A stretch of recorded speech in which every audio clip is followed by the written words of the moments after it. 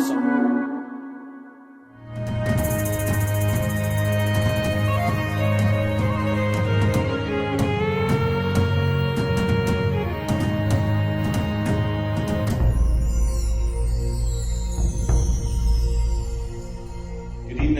and gentlemen, welcome to the Marriott Glasgow and a very warm welcome to JATV Live's inaugural Scottish Boxer of the Year Awards here for 2022.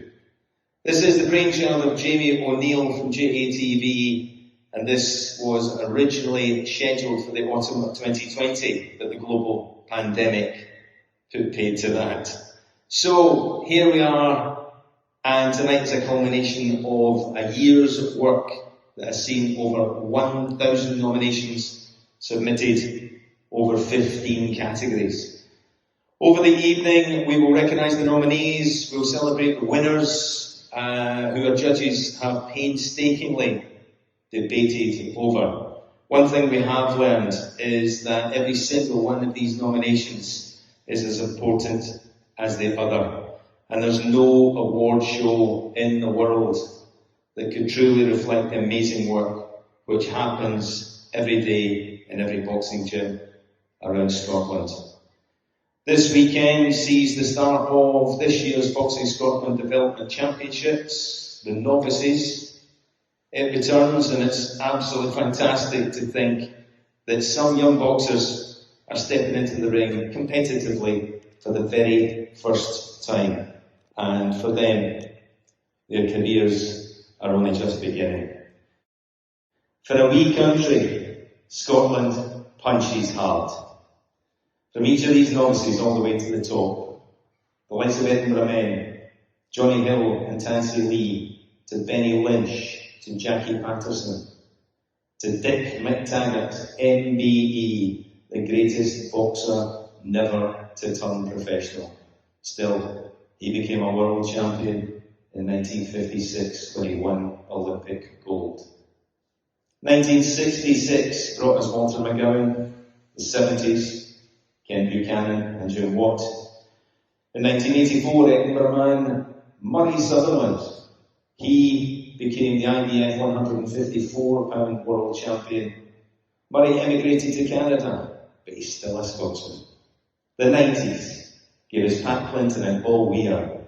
The new millennium brought Scott Harrison, Alex Arthur, and 3-weight world champion Ricky Burns. And in May 2021, Josh Taylor became the first Scot and only the 6th boxer worldwide to become the undisputed champion of the world in the 4-belt era. Yes, Scottish boxing. It tells a beautiful story. And it's really those stories that we're hoping to celebrate here tonight.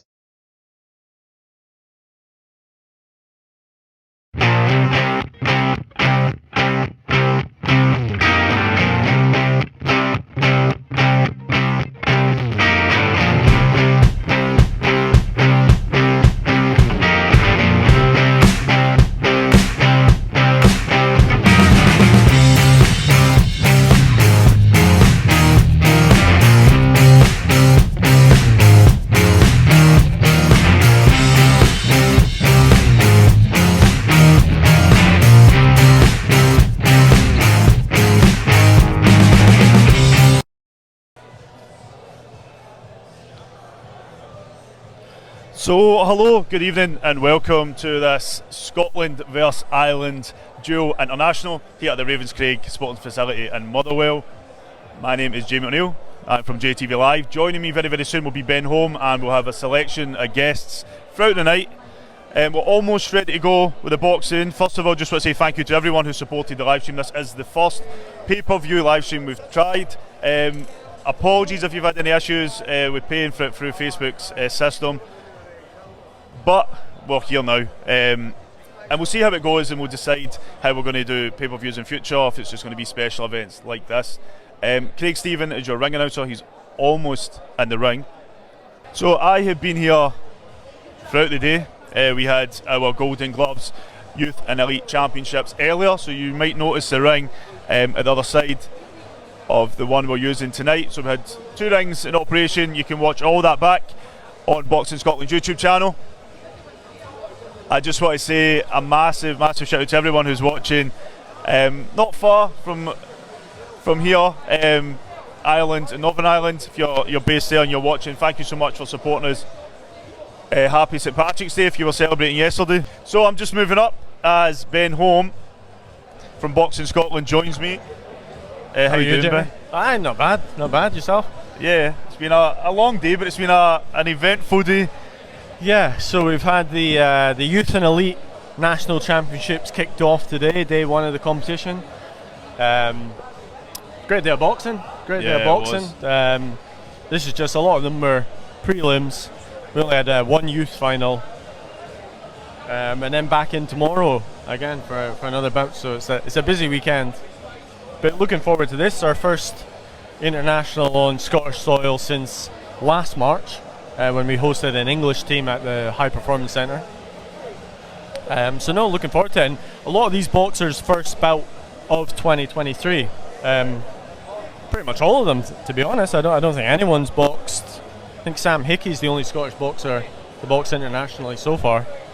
So I did run through the list, but a few people are asking, so I'll just put the list back up on your screen now, if you want to have a wee look at that. Yeah, the only thing to note is the Irish boxers will all be in the red corner and the Scottish boxers in the blue corner. Now obviously the red corner is usually listed first, so on that running order we have all the Scots first, so it will be reversed round when they get into the ring.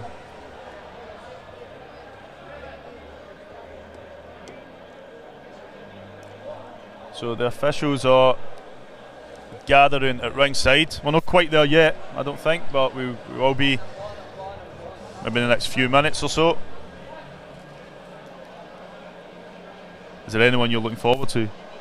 Quite a few, to be honest. I need to watch my accent, 'cause I don't know how good my Drumchapel Glaswegian accent is going to be. So if I'm speaking too fast or you don't understand my accent, just give me a shout. Yeah. No, there's a few. I think the one who's been the poster child for this this event has been Lennon Mulligan, who obviously represented Scotland at the Commonwealth Games last summer in Birmingham. There he is there, Lennon. Yep. So Lennon boxes Clepson de Santos, who also boxed at the Commonwealth Games for Northern Ireland. Both of them got to the quarterfinals. I actually met Clepson in the village. I was down there covering it for the media, and Clepson was trying to convince me that he was the Northern Irish table tennis player. That myth was quickly dispelled when I beat him at table tennis, and he wasn't particularly good, so let's hope he's better in the ring. It reminds me of I don't know if you know Jay Carrigan. Right.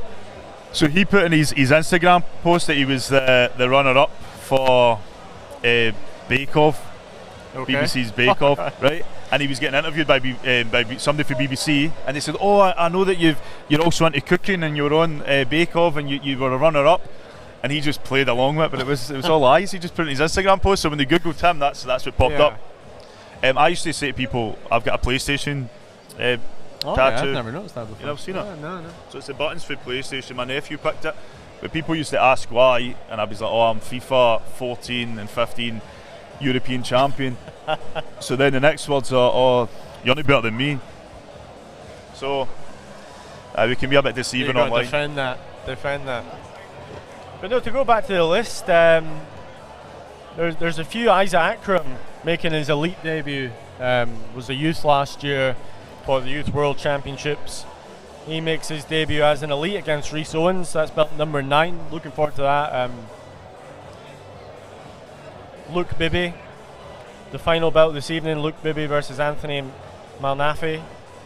So Lennon Mulligan and Luke Bibby, our last two Scots in action, are on assessment to join the GB boxing squad in Sheffield.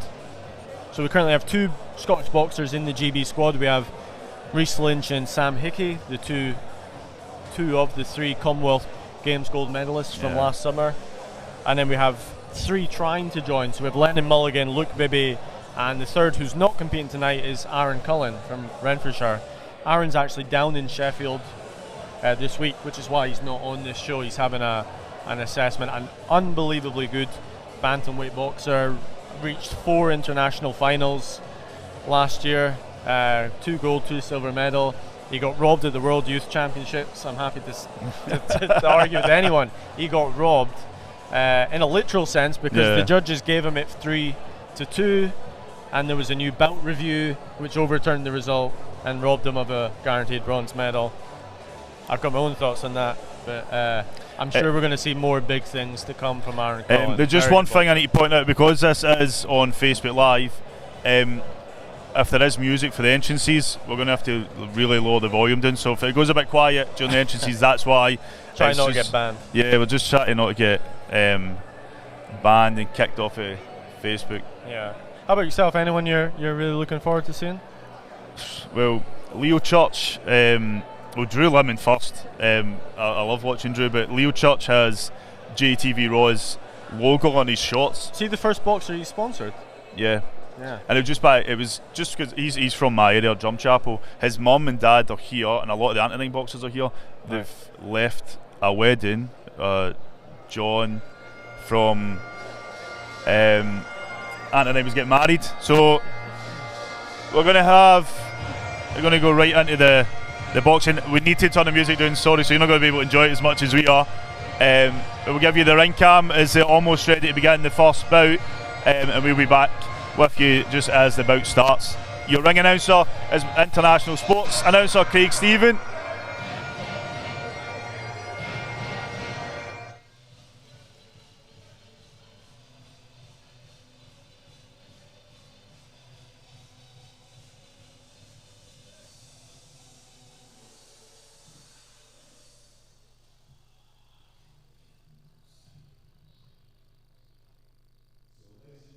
Just a piece of housekeeping just before we start. If you are taking any photography whatsoever, please make sure your flash function is switched off. We don't want any stray flashes getting in the way of our athletes. So just please check your flash function. Ladies and gentlemen, on behalf of Boxing Scotland, once again, very warm welcome here to the Ravenscraig Regional Facility for this dual match. Scotland versus Ireland. Sanctioned by Boxing Scotland, the official in charge of supervisor, Mr. Duffy Fraser, he's alongside Mr. Ronnan Watt. Our medical officer is Dr. Ronnie Sidney. Our timekeeper at the bell, Mr. Ryan O'Rourke, and in charge of the action for this one, veteran championship referee, would you please welcome star referee, Mr. Donald Campbell.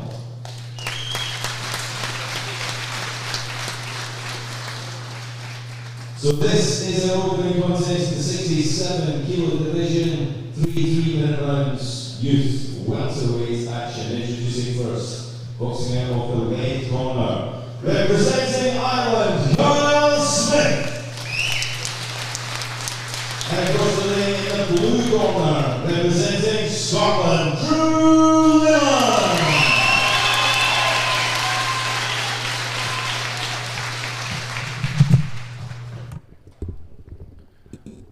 And the silence is deafening.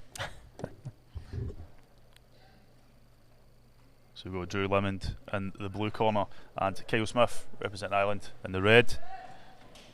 This is bout number 1, so round number 1. Drew being cornered by his father, Willie Limond, a very experienced former professional boxer. I believe he boxed Eric Morales, the Mexican legend. It has suddenly got very quiet. Yeah, it's usually like this the first bout. I don't mind shouting, I'll start cheering on. I'm sure it'll warm up. So yeah, the first of 13 international contests this evening. So we were joined by a couple of top boxers, Tyler Jolly and Aaron Cullen, both on the stream. Shout out to the both. Tyler will be boxing soon as he turned pro. He's turned pro, yeah, he'll be making his pro debut soon, so good luck to Tyler for that. I need to get one of the t-shirts he was advertising. Yeah, I did see them, yeah. So Tyler, a bronze medalist at last summer's Commonwealth Games.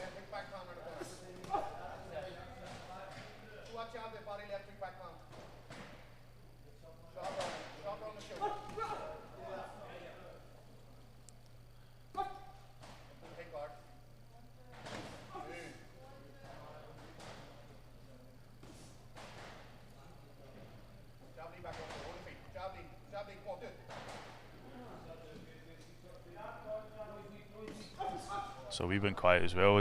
Yeah, we're just watching. Yeah. No, I'm just waiting for.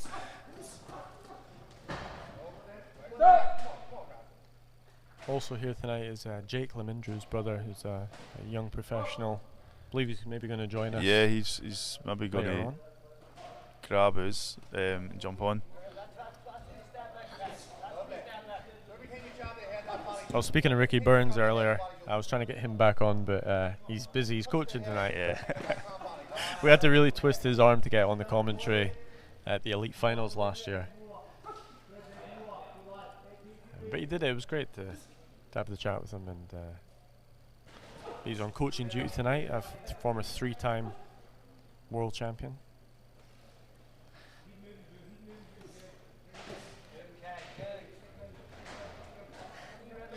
Tyler Joel, you owe us money for that advertising. Both these lads staying in the centre of the ring. There's a lot of space in there, but a wee bit to and fro and a wee bit teasing, I think, as well. But nice movement from both.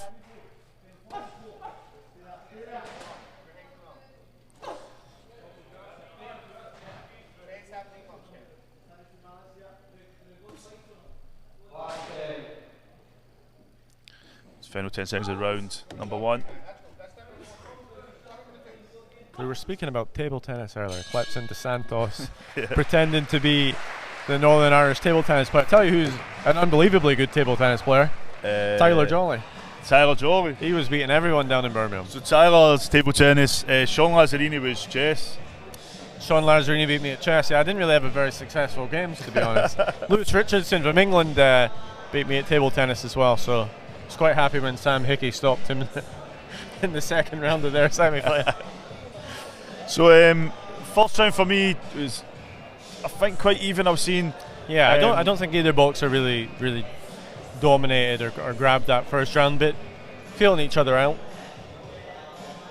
As you would expect, first bout. I'm conscious of this music is playing behind us, so I'm just hopefully we talk over it. Just about got to round number 2. Do you think being behind the paywall might help with the music or not? Well, they warned me, don't play any music that you don't own. Did they? Okay. So that's probably a no.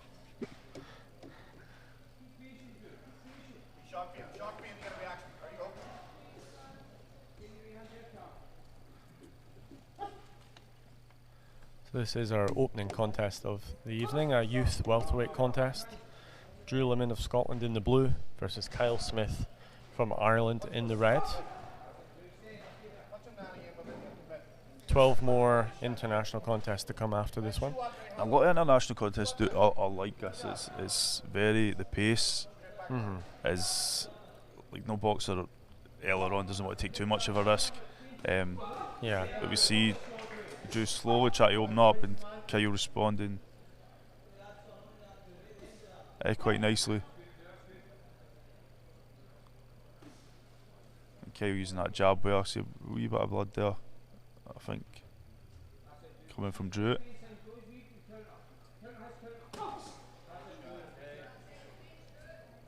Just speaking of the Commonwealth Games, Northern Ireland had a phenomenal Commonwealth Games last summer. 5 gold medals, finishing top of the boxing medal table.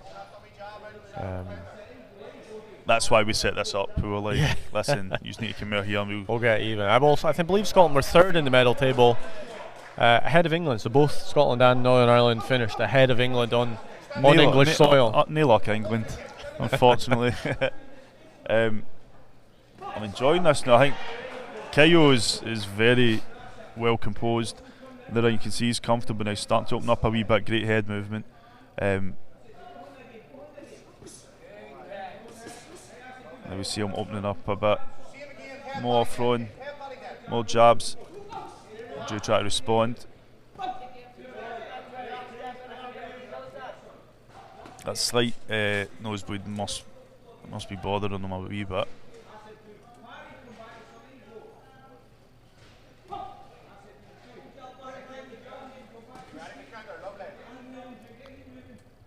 can hear the instructions from his father, Willie Limond, in the corner there for Scotland. I spoke to both Drew and Jake in the past, like on the podcast, about what it was like growing up with Willie Limond as your dad. They both boxed at a very, very young age. Jake's a bit different, he'd done football and then moved to boxing. Right. He's now pro. But Drew is just in great shape. I think over the last few years he's really found himself in boxing. Big body shot there, just as we got into the last 10 seconds of round number 2. Very cagey affair so far as we come to the end of round number 2. We do not have open scoring for this competition, so we're in the dark. How the scores are, obviously a lot of international competitions, you see the scores round on round, how things are going. So we've no idea who's up, who's down. Feels like it's still there to put up, you know. I think for me, Kyo slightly just edged that round. He started getting a bit more busier. I think Drew is looking to bounce back and make this third round really interesting. First round for me was too even. But both of these boxers will be looking to... Yeah. If anything, though, I would say that there looks to be more urgency in the Scottish corner in between the round there that maybe suggests they feel they need a big round to win this contest. It looks like a bit more animated there in the Scottish corner. So this is third and final round of bout number 1. Yeah, the Scotland versus England dual international. Ireland, wow. It was you that brought up England first, not me. Scotland versus Ireland dual international.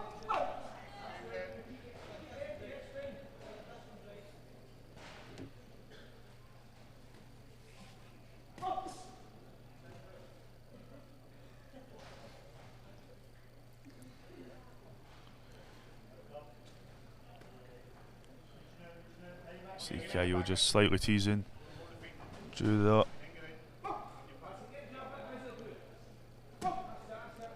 Drew turning southpaw, he's going back to orthodox there, just a little bit of switch hitting.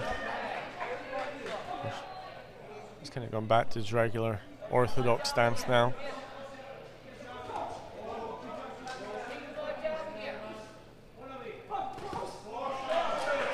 Body shot there from Drew.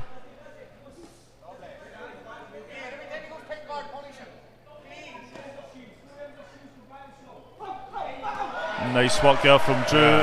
Kyle's corner just shouted every time he goes tight, punish him. So there is tactics there that they'll be looking to use. Nice work there from Drew. Kyle looking to respond. First and third kick. Attack is going to trigger your counter.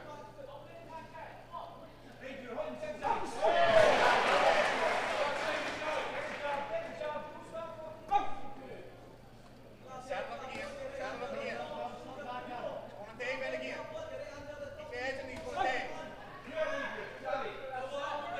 Punish him with 1-2 kick. Punish him back. I think Drew's been more successful in this round. He's upped his gears a wee bit. Yeah, I think we were both transfixed there, but we were just both so closely watching it. It feels like one of these ones you can't take your eyes off, even though it's not the busiest of fights. It's so cagey, you can't take your eyes off it. It feels like, you know, 1 or 2 moments is really going to be decisive in this contest. And I think Kyle's got great movement. He's getting out of there when he needs to, but he is getting caught earlier in the round. He got caught a few times with Drew. Yeah. Again.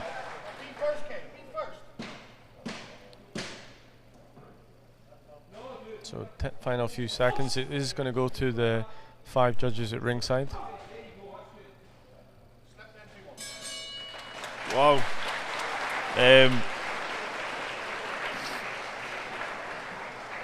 I don't know what to say. I think it's got to be close. Yeah. For me, Drew was busier that round. I did think Kyle picked up the setting. The first, I think, maybe a bit too close for me to call. I think Drew had his biggest round in the third and final round. Probably be the question of did he do enough over the first two to get the decision, but he's on home turf. If they're close, will they go Scottish? We'll wait and see. So we will pass back to Craig Stephen with the official announcement in the ring. Ladies and gentlemen, final winning contest. Before we declare this up, please, should appreciate you for both these young men.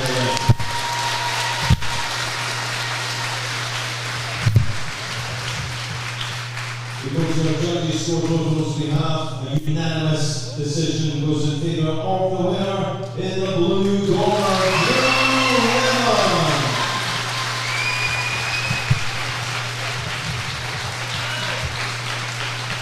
And these, ladies and gentlemen, the award scoring man from Holy Trinity ABC, representing Ireland, Palestine.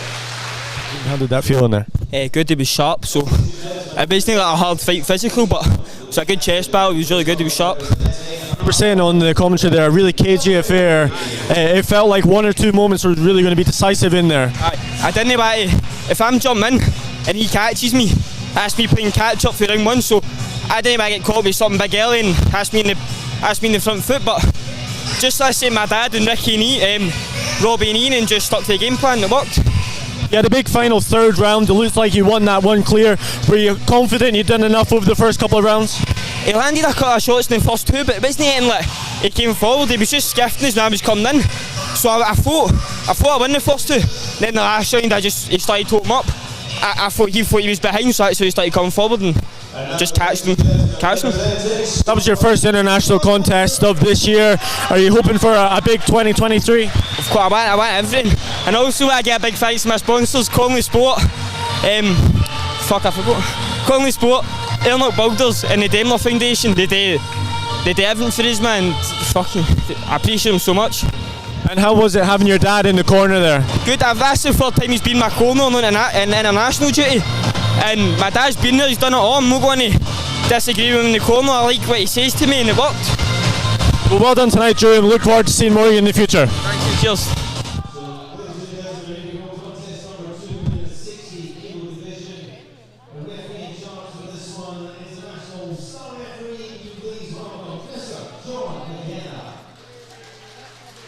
So this is three-minute rounds with the lightweight division. Introducing first, boxing out of the red corner, representing Ireland, Duffy. And across the ring, in the blue corner, representing Scotland, Kerr.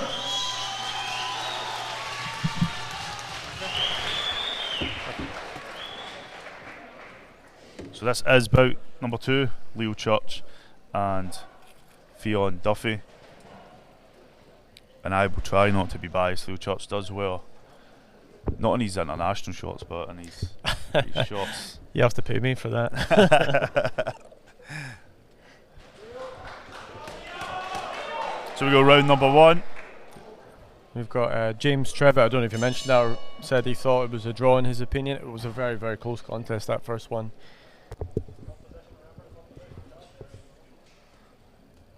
I think Drew had the biggest round, just to go back to that. I think that third round was the biggest that either of them had really in the contest. So, and we can't have a draw. In the amateur boxing you can't have a draw, that's right. So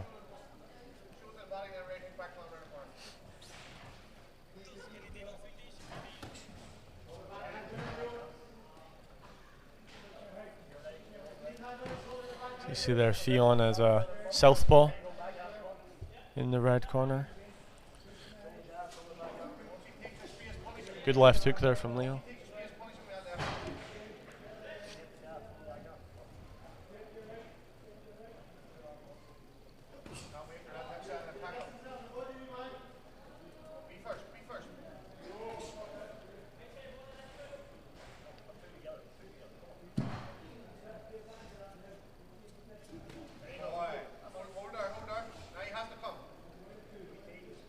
So Leo was boxing at his home show a few weeks ago, the Back to Basics and Antonine Boxing Club.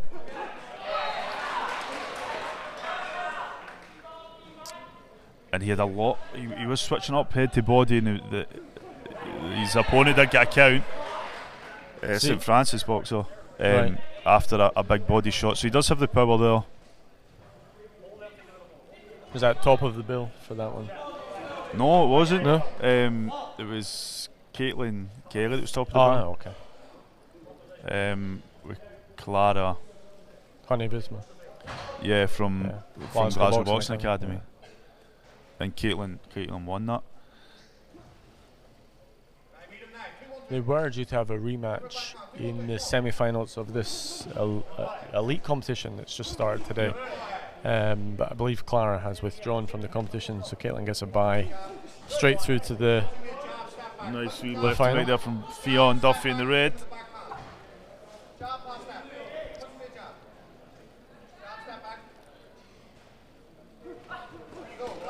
nice right hand there from Fionn. Caught Leo with a really nice right hook. And Leo tried to unload her, but Fionn just put himself in the right position, and the referee split them up.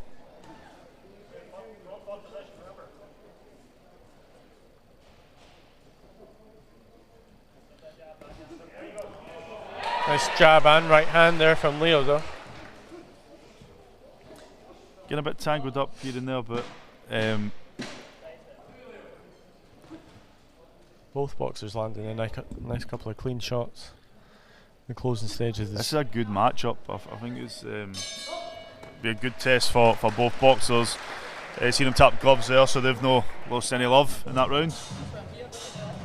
And here comes the music again behind us.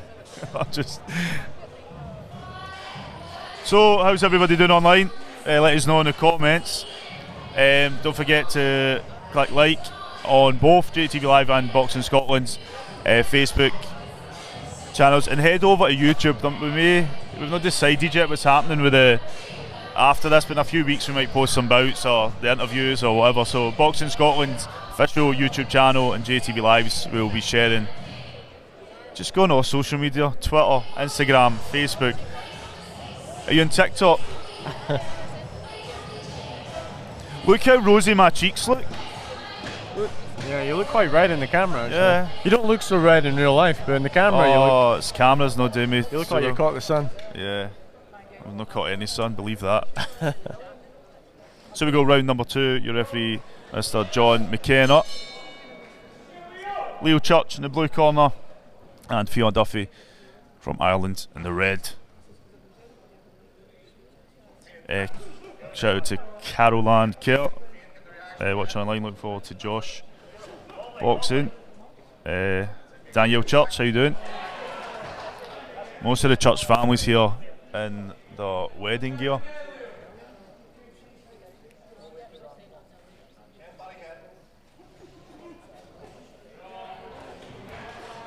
Nice work there from Leo as he chases down his opponent. I think he needs to be cautious. Yeah, I was just thinking that he doesn't want to overreach and get caught by a counter, because we've already seen from Fionn that he's got that counter shot in him. I think he's looking for it, to be honest. You can tell he's a typical southpaw. He's wanting to counter punch and let Leo come on to the shots. Leo doing nice there to twist his opponent round. It's important not to get caught up. Back, nice big right hand. hand. Yeah. Well, I've seen that. And now he's unloading just in the ropes. But Been a strong second round from Leo so far.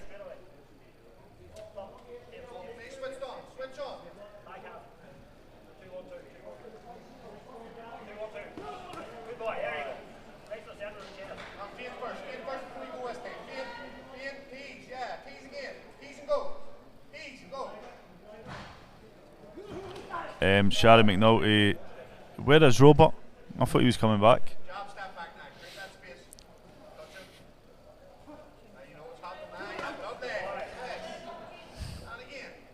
You got some fans out there, Jamie.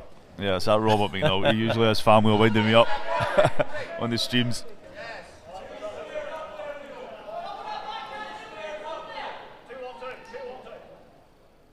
Leo's not rushing it. He's had a strong start to the round, but he's not getting too eager. He's looking to pick his shots. I think he realises he's got a good boxer in front of him. A nice right a wee hand, bit of clash, but Leo just landing the right there. Fionn uses that ring space.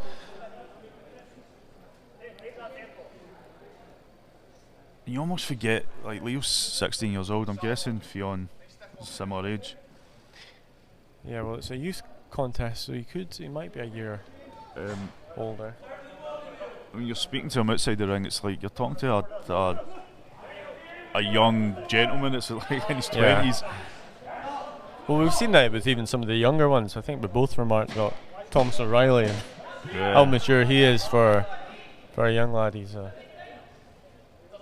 junior now, but won a silver medal at the European Schools last year, Thomas. Old head on young shoulders, but yeah, Leo mature as well, and a fantastic second round. I thought. Yeah, brilliant. First was tight. I think Leo, for me, took that second round.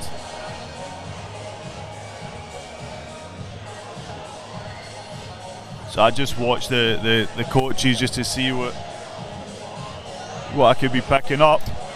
Yeah. But we got the Macarena playing behind us. You gonna do it? No. It's pay-per-view. No. I'll get you your money's worth. We can tell that Liam Foy story now. We're on pay-per-view. I heard Craig McAvoy joking earlier he was going to get an interview to the coaches to go on and do a wee exhibition in the ring. Right. He says, I'll make sure.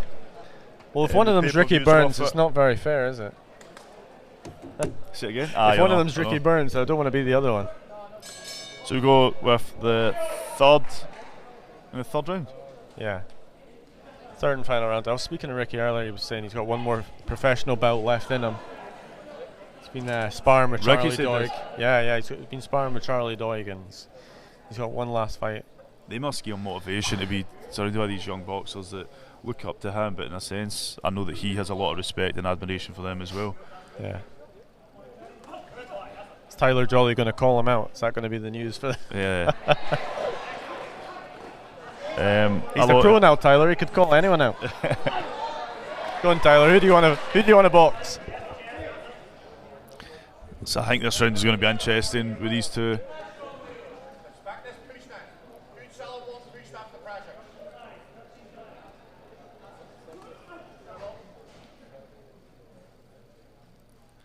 The thing is, I get to go to home shows up and down the country, and we see some boxers come through the national championships. But this is like a great list. If you had to put together your ideal list for a boxing event, a lot of the names on this would be on it, and they are for this. So it's great having them all in the one place at the same time and supporting each other rather than having to box each other. Or Tyler says, "I want Jake Paul." If you do get that bout, Tyler, I want to be in commentary. I want written in the contract, me and Ben on commentary.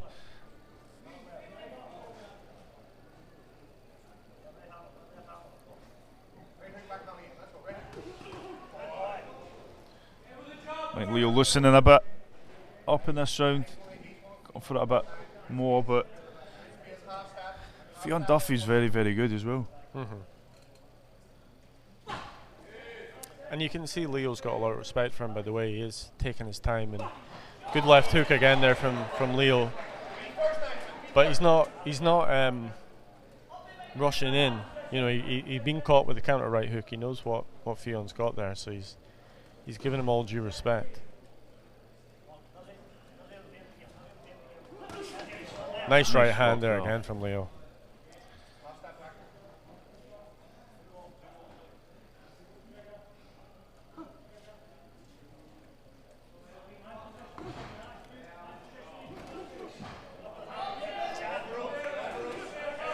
I think he's doing enough in this round as well, Leo. As we said, first round was tight, but looks to me second and third Leo's getting the job done.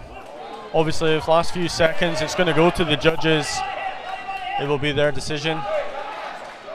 So Ali shuffle there from Leo. He's comfy. Oh, big right hand right on the bell there from Leo to end the contest. You see them hug it out. I'm glad seeing that. Yeah. Get a bit intense there at the end. The last 5 seconds, they thought, let's go for it. Aye. Oh, that was brilliant. John McKenna just had to step right in there so it didn't go too far. We'll pass to Craig Stephen. Just a second quick shout out to Lanark Boxing Clubs watching online, Pam Belshaw and Sharon and Robert McNulty.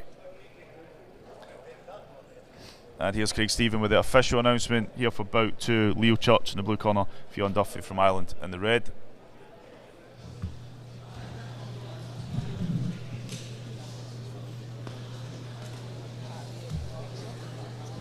Well, ladies and gentlemen, judging by the noise of the head and flat, you enjoying that one. I say please for both our boxers in the ring.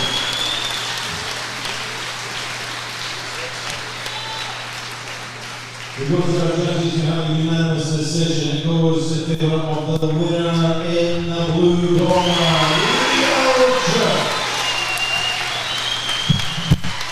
And ladies and gentlemen, give the applause for Ireland's Duffy. It's well done out of both boxers. Great from Leo. We're going to grab him for a chat with Ben in just a sec. It's not going anywhere.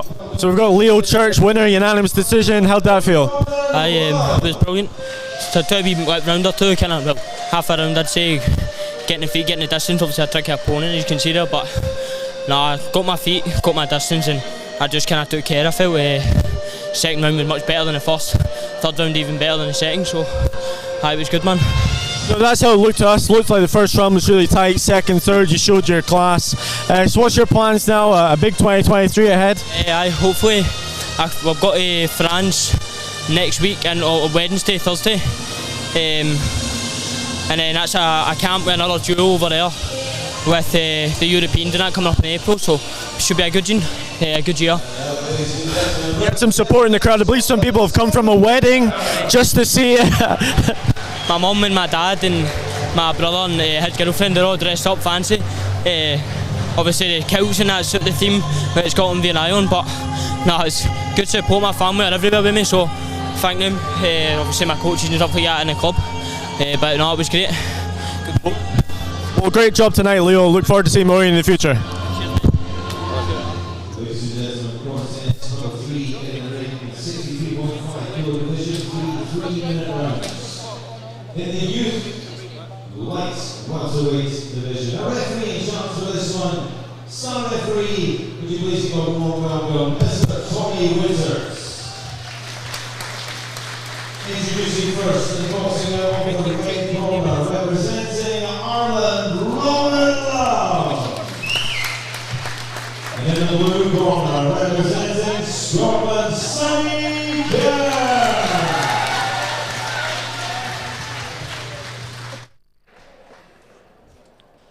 So this is Bout number 3, Light-Welterweight, Sonny Kerr and Ronnan Love.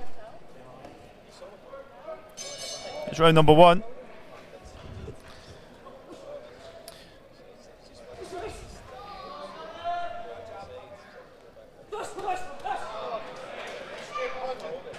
Nice couple of left hooks to start the contest from Sonny.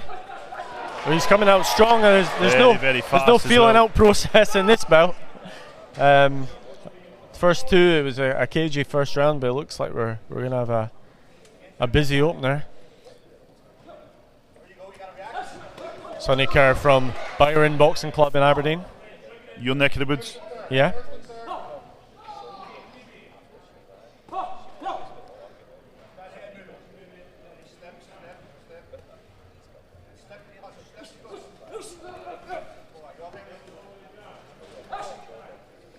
I remember seeing Sonny 5-6 years ago, North District School or Youth Championships. To see him now, he's obviously still a youth. Actually, he would have been school. He must have been 11 years old. He's grown a bit since then. Yeah, that's like me with Leo Charts. First time I seen Western Districts years ago. I wouldn't underestimate Ronnan Love. I've seen him try and move in there, throw some decent shots. Sonny does seem a bit more relaxed. Yeah, I've got to admit, I'm a wee bit going into this blind with the Irish team. Don't know too much about the team, apart from obviously Kleps and DeSantos. That's only because I beat him at table tennis, but that's the last time I mentioned table tennis. But it's been a strong start from Sonny Kerr, very strong start. He's someone who likes to use his feet and use the full space in the ring. I've seen him in some international competitions really use his feet, draw punches on, and then he catches them with counters from, he likes to have his hands low coming up. He reminds me, it's almost Roy Jones style the way he boxes, and I think Roy Jones is his kind of idol as a boxer, I believe.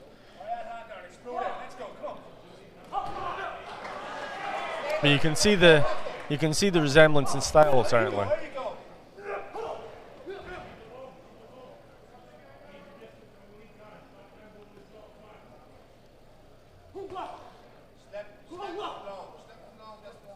Keeping his hands low, but then he brings them up out this eye line, and it can be very successful. So as long as you as long as you've got the reflexes to avoid the shots that come back at you, it can be successful. Don't underestimate Ronnan Love. I've seen him throwing some big shots. Yeah. Always landed.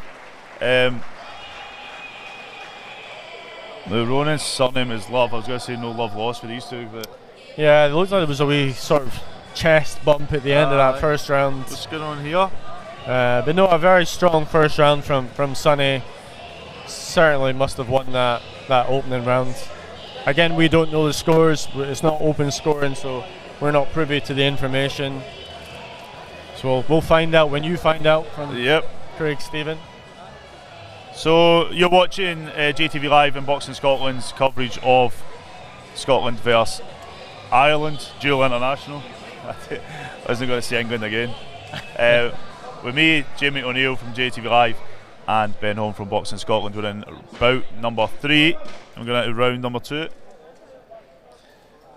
Sonny Kerr in the blue corner and Ronnan Love in the red. We've got a good crowd in tonight. I mean, from the camera angle, we're actually kind of panning away from their crowd, but in the other direction, we have a lot of floor seats, and it's busy. It's busy. In Yeah, tonight, so they've done well. The boxers are selling their own tickets. Yeah. Shout out to Alec Mullen, who was here earlier.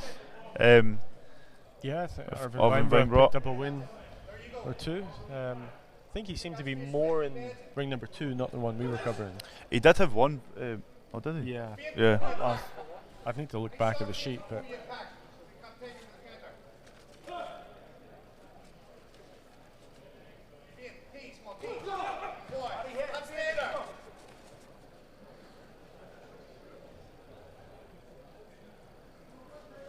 So Nathan Lewis and Lewis Huckett boxing earlier. I'm sure there was one in ring 2, was there?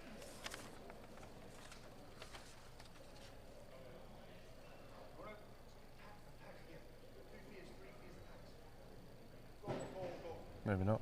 Maybe I'm imagining. Ring 1 a winner. There he's told us. See, I remember you were in ring 1. It's been a busy day. Yeah, this has been long. Sonny being a wee bit cocky. He's edging his opponent on. Good left hook there from Sonny. Using that ring space. You can see, yeah, he didn't do it so much in the first round, but you can start to see him now. Using his feet, he won't be shy in really using the full size and area of the ring.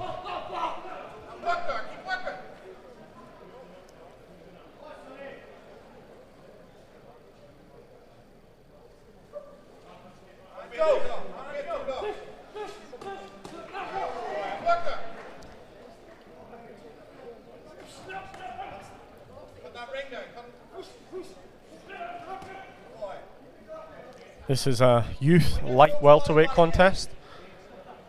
First 5 bouts tonight will be youth, and then the head guards will come off for the elite boxers. Although we do have one youth contest, bout number 11, Taylor Goff, late on in the cards.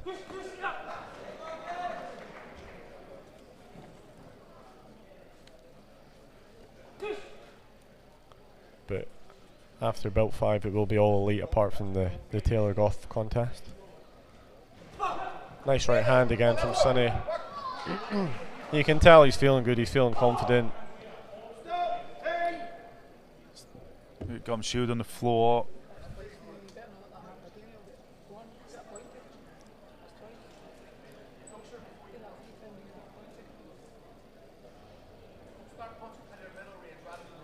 Sonny needs to bite down in that gum shield.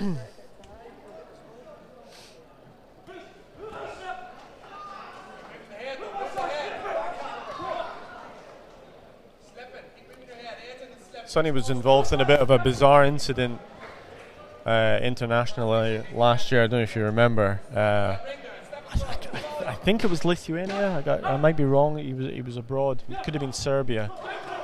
And there was an incident between the two boxers. It was a home boxer he was facing, and then the coach stormed the ring. The opposition coach stormed the ring, immediately getting his boxer disqualified. I don't know if you remember seeing the clip. We put the clip up. This is the first I'm hearing of this. I think it was in October, November sort of time.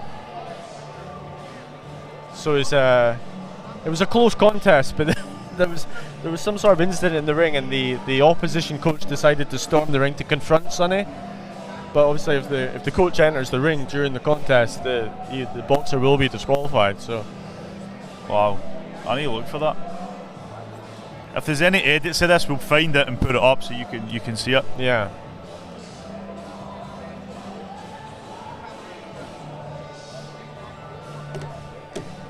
Great wee ending to that second round there, I think. I still feel like Ronnan has got a bit more to show. He's just finding it difficult. Sonny's very comfortable in that ring. You can see already he's ready to go.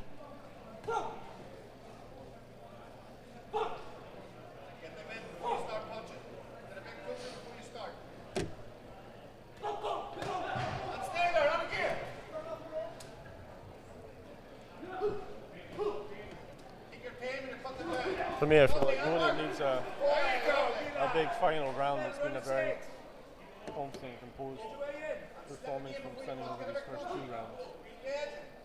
I would be surprised if he wasn't 2 rounds up coming into this final round. Yeah, I think so. But it can all change from one punch. Of course, he's got interestingly, you know, if he does have a lead, he's not decided to change what he's doing. He's not keeping his hands up, still fighting with that loose, relaxed style, which does leave him vulnerable to being caught with one, but he's obviously confident in his own abilities. I wonder if we'll see those hands go a bit higher in the final few seconds. Ronnan decides to go for it a bit. Yeah.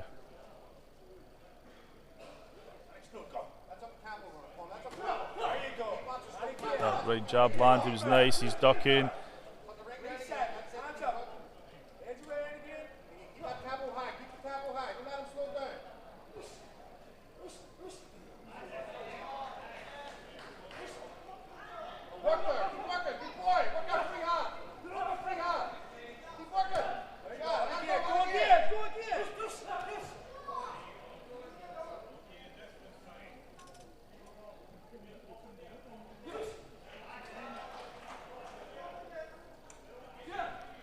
He's very accurate with his jabs, Sonny is. Can target the body there for the first time of the contest. Great left hook there.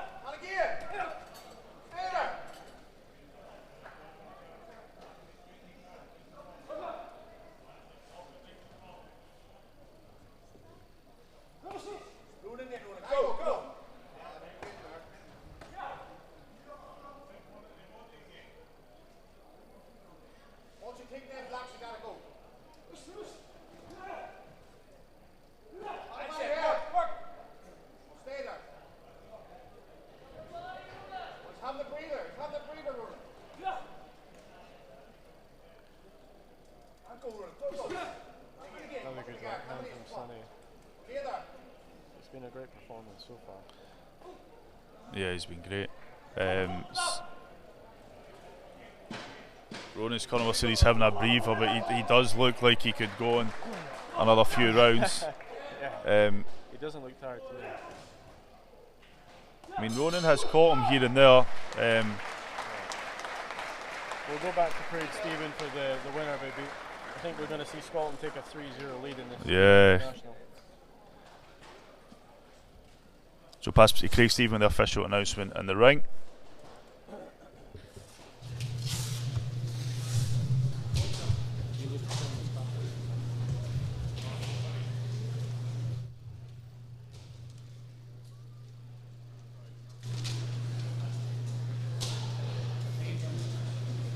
So ladies and gentlemen, once again, before we declare the result and celebrities as our boxers, please show your appreciation for both our boxers in the ring. Judges scoreline with unanimous decision in favour of the winner in the blue corner, Sonny. And please show appreciation from Ireland, it's Ronnan. So ladies and gentlemen, this is contest number 4 in the easy 6 kilo division. This is three McGrenras in the youth Cruiserweight division. A referee for this one, ladies and gentlemen, one of Scotland's finest international 3-star referee. Please welcome Mr. George Brown. Introducing first, boxing out on the ring corner, representing Ireland, Taggart. And opposing in the blue corner, representing Scotland, Mullen.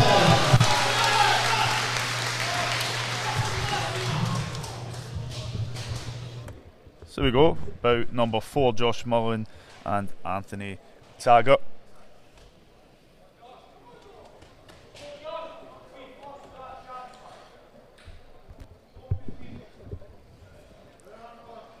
We go round number 1. This is a youth cruiserweight division bout.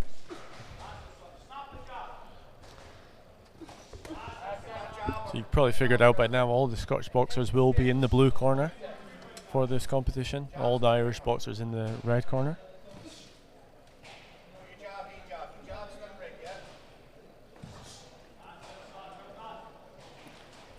Dury's Archie Dury as well. Stephanie will be on after the break. So about 8, Stephanie Kernachan and Nicole Clyde be after the interval. So it's bout number 8. It's just a short break. It's only going to be 15 minutes. It's not going to be the same length as we have maybe at the national championships. There's no lunch or anything for the officials. It's just a coffee break. 15 minutes. So.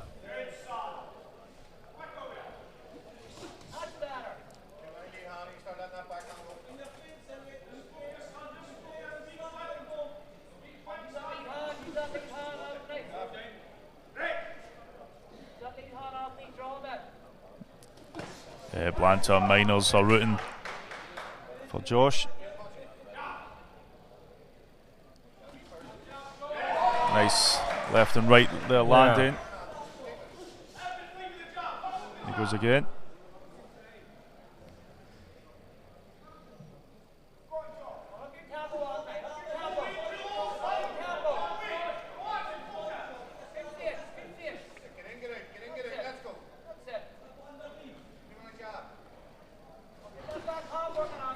I think I can see what Anthony in the red corner is trying to do. I don't know if he's maybe just waiting a bit too long for me. But Josh is, if you open up, you're in a dangerous position. Josh is of course the reigning British champion. Won that title down in Barnsley, the GB Junior and Youth Championships last year.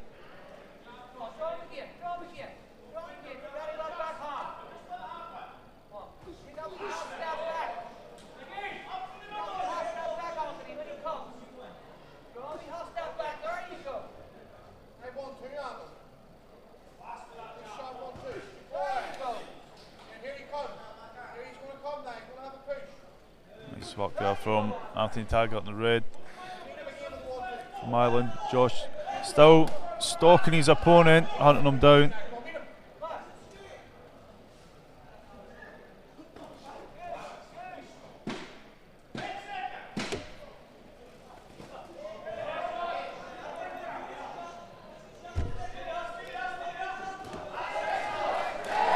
Nice right hand from Josh. Just on the bell there. Just on the bell, yeah. I think that bell came at a good time there for Anthony Taggart. Yeah. I feel like Josh has more power in his punches. Anthony's try to use that jab there, finding some success, but I think overall, for me, Josh is. He looks much more physically imposing. Yeah. I mean, it almost looks like there's a weight class between the two. They are both cruiserweight. I don't know what they weighed in at, so I don't know if there is maybe a few kilo difference between them. I do know, obviously, the way this competition's been matched, for it's possible people have moved up a weight class or so to make a bout. I'm not sure. Yeah. But Josh looks more physically imposing, and you can see there right at the end of the first round, a couple of heavy shots. So some of the comments coming in, just a hello to Johnny Downey, Archie Dury, John Thompson, Caroline Kerr. Good first round for Josh. Power puncher. That's exactly what I said. I didn't see your comment before I says it. Here we go, round number 2. Bout number 4, Josh Mullen and Anthony Taggart.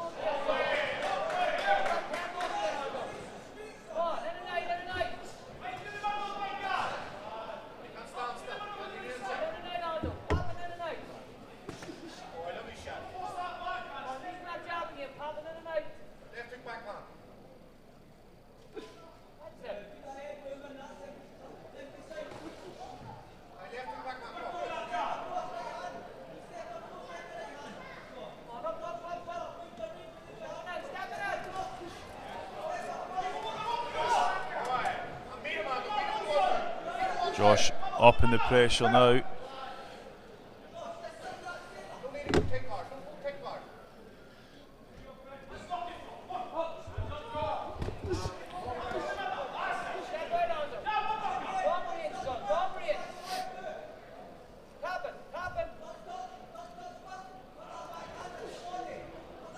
A lot of comments coming in. Lee Mullen, Tina from Taggart's, and Lisa Higgins.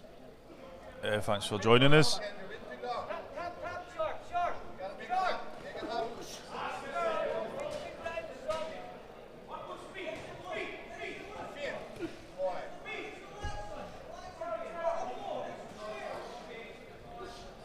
Nice work there from Anthony as he dodges what's coming to him. Nice overhead right there.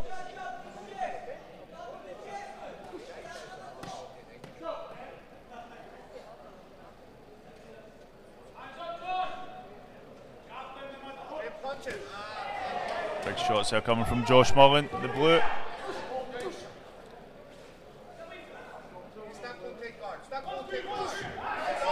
Nice work there again from Josh.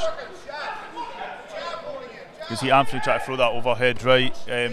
Sometimes landing, it's not really making much of a difference to Josh as he still powers forward.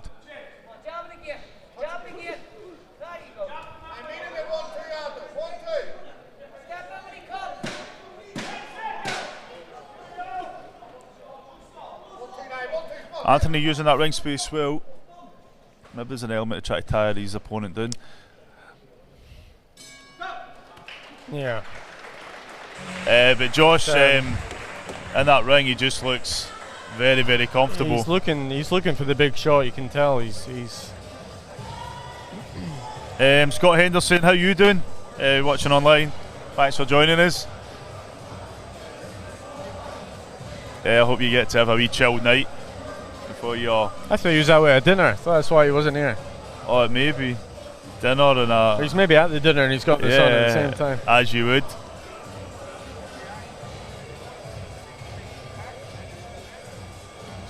I don't know if we get all the comments because one came there and just disappeared. Right. Or maybe they deleted it, I don't know. Oh, there it is. 2 up to Josh. I think possibly I agree with that. Second round was a bit more closer, but I think I've got Josh up. Let's see as we go into round number 3. This is bout number 4, Scotland vs Ireland, dual international, hosted by Boxing Scotland.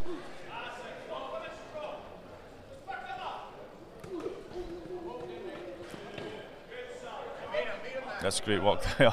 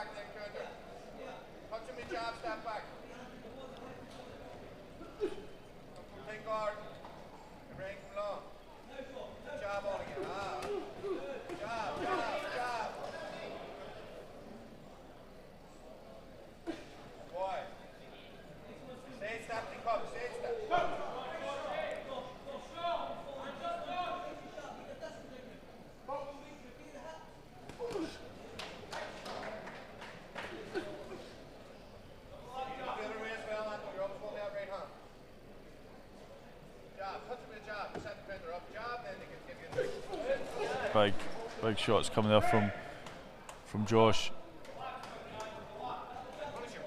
Kernachan, I've seen that. You deleted the comment. Thanks for confirming. I was wondering.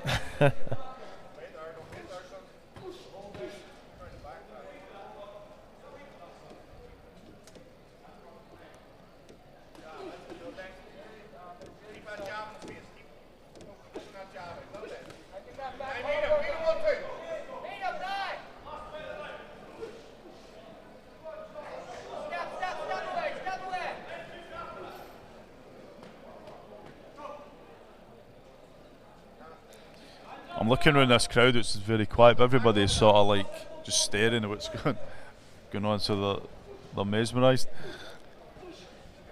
Sometimes it's what we get like. Yeah, no, it's another one. You don't want to take your eyes off. It feels like there could be a big punch at any moment. Josh got him in the corner. He might unload here. That's exactly what we're going to see. Little wobble there from Anthony Taggart. I don't know if he was hurt.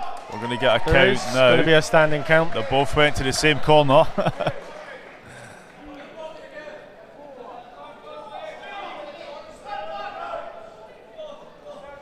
You saw the little wobble from the legs just before that. It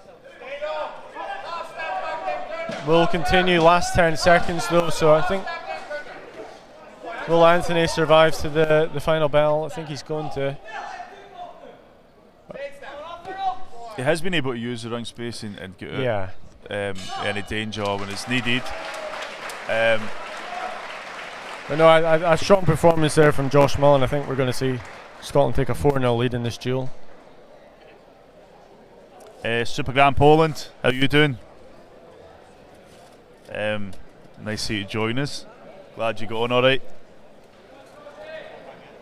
So we'll pass to Craig Stephen in the ring with the official announcement, and then we'll have, hopefully, have the winner with Ben in just a sec. As always, take a look at both boxers before they come together. The referee, Dr. Sonny, happy with what he sees. Ladies and gentlemen, please give appreciation. Go for the boxer. We go to our judges. We have a unanimous decision. The winner in the blue corner, Josh Mullen. And ladies and gentlemen, appreciation. From our road boxing club, Anthony Taggart. Got Josh Mullen here, winner, unanimous decision. How did you feel in there? Good in there. Felt just listened to what my coaches told me to do. Stuck to the plan and it worked. It looked like you had control of the contest, but you finished it well, forcing a standing count there in the third and final round. Did you think you were maybe going to get the stoppage? Maybe, but I wasn't looking for it in case falling in the punches and that. But yeah. You had a big 2022, you became British champion. What's your plans for 2023? Hopefully go to the Europeans and win the British again, just as much as I can. look 2023. Well, a fantastic performance in there tonight, and looking forward to seeing more of you in the future. So ladies and gentlemen, this is contest number 5 within the 60 kilo division, 3-3-minute rounds with lightweight. Referee for this one, international star referee, would you please give a warm welcome, Mr. Jim Smith. Introducing first the boxing out of the red corner, representing Ireland, please welcome Bernie Stokes. And posing in the blue corner, representing Scotland, Padraig.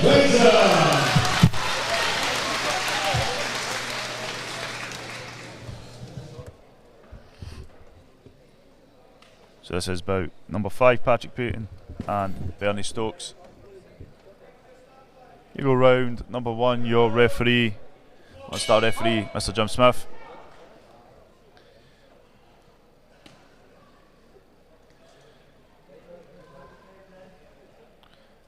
I had one earlier, but I'll just give another wee shout out to Eddie Wilkie as he gets married today. Coach at Drumchapel Argo. Quite a loud break shout from Jim Smith. Patrick Paton will have to watch out actually, because referee Jim Smith chucked his brother Peter Paton out of a GB final last year. He disqualified both boxers for excessive holding down in Wales. So Patrick will have to be on best behaviour.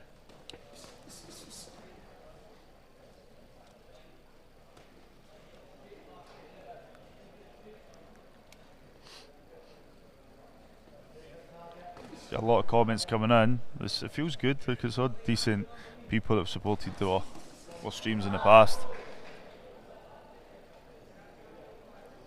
Like a lot of people really happy with Josh Mullen in the last bout.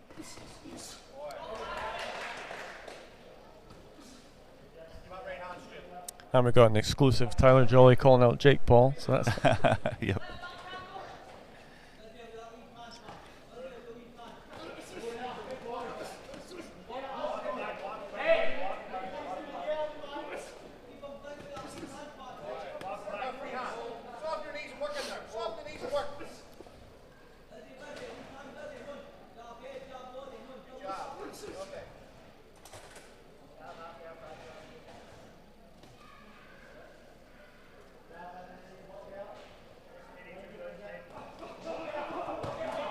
Great work there from Patrick in the blue. Bernie looking to respond.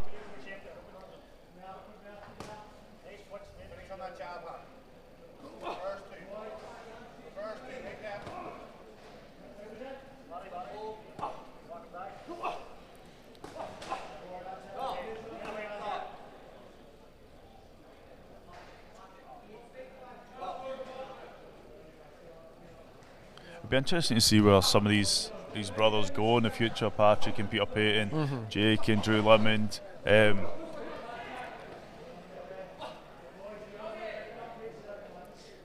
yeah, Peter, the reigning Scottish elite champion at featherweight, I believe.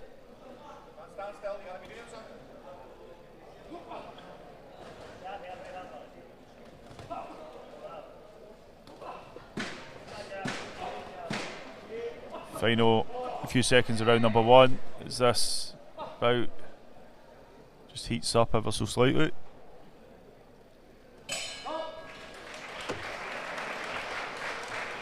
So this is our last youth contest for a while. This was a youth lightweight contest. We move into the elites after this one with 2-time Commonwealth Games participant Aqeel Ahmed.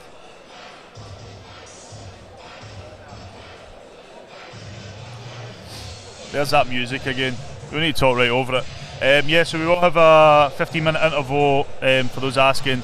Stephanie Kernachan, I caught up with her just before the show started. She's boxing Nicole Clyde, bout number 8.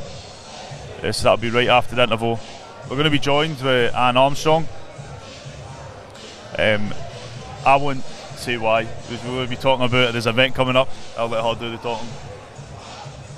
And she'll be with us for a few bouts. We go round number 2.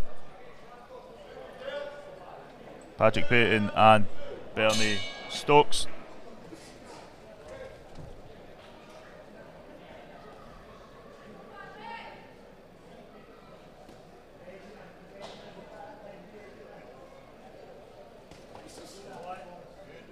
Nice swap there from Bernie. He tries to break through. Hello to Michelle Paton, who's supporting Padraig, I'm guessing. Oh, it might not be. Maybe Patrick. Who are you supporting? Who's Paddy? Which one? That's my dad's nickname. Right. Because of the O'Neill reference. So our family's from Ireland originally.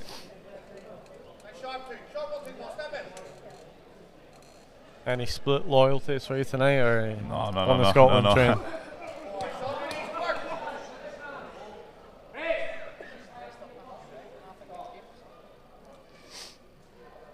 Let's keep it going. That's not end number 2. Send it out.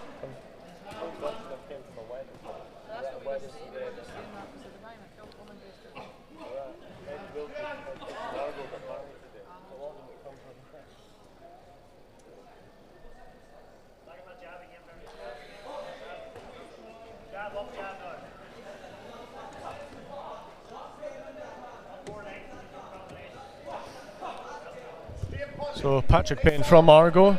We were saying about Argo, Eddie Wilkie. Say again. Patrick Paton from Argo. Obviously Eddie Wilkie, the head coach there, got married today. So we've got a few dressed up individuals in the crowd. Oh no, they were at the John. Oh right. And Anna, who's both coaches at Antonine Boxing. Ah, okay. So there's 2. I wonder if there's any from Eddie's, slipped out from Eddie's wedding there. Well, they might be on the stream. Earlier, Kenzie Moyer, he boxed, they won, and then he headed to the wedding. Right. Eddie's wedding.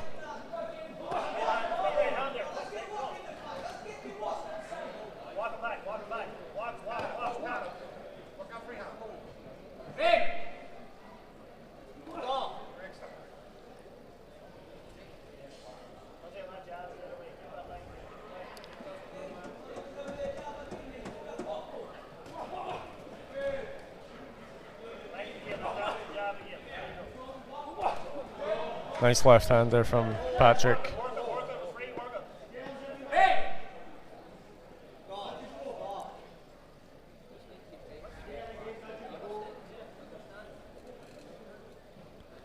Referee Jim Smith getting a little bit frustrated there.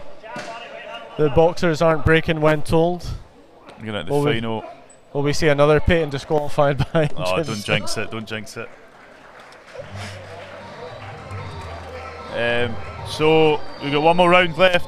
Yeah. Of this youth lightweight competition, bout number 5 of tonight.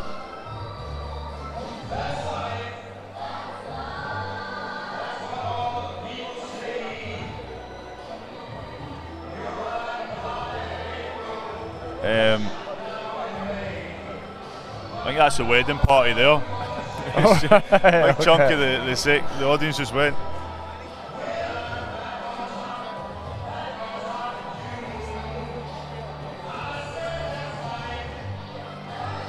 So I'm just checking some messages coming in from people online. So Patrick, I'll have to keep focus for this one. We did see in a recent international, just at the end of 2022, Patrick was cruising. I can't remember again where exactly that was. All these international competitions seem to blend into one in my eye, but maybe in Hungary as well as Sonny Kerr, and he was cruising the contest. He'd won the 2 unbelievably convincingly, and then was unfortunately stopped in the 3rd and final round. So hopefully we don't see that tonight from Patrick. But it's a learning curve, so when you have those experiences, I guess the experience will be if you've got a lead, maybe protect it. This one's certainly closer than that one. I think it's all still to play for. Nice left hand there from Patrick though. I feel that he probably did edge the second round, Patrick. First one, a little bit too close to call for me, so the bout's certainly still all to play for.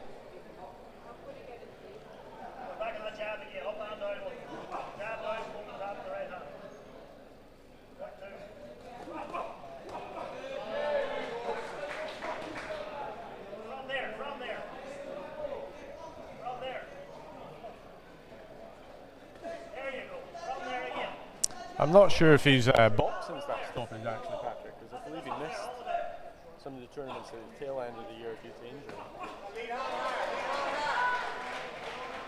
Nice right-handed ender from Patrick.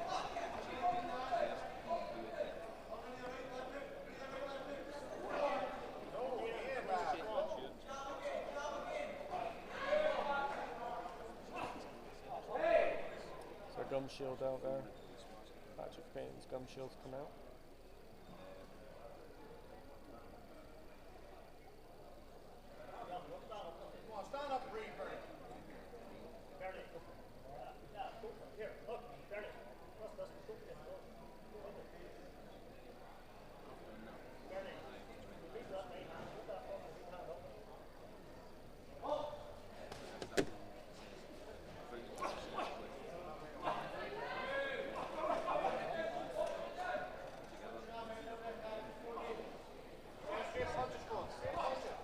Found his groove, Patrick, though. Nice left hook, really wobbled. Very Stokes there. I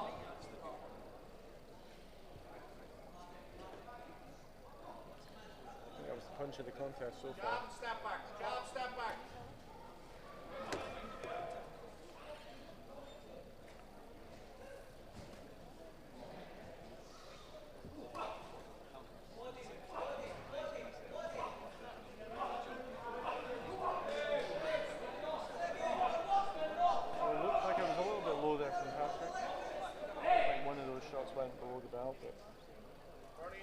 No complaint from Bernard Stokes.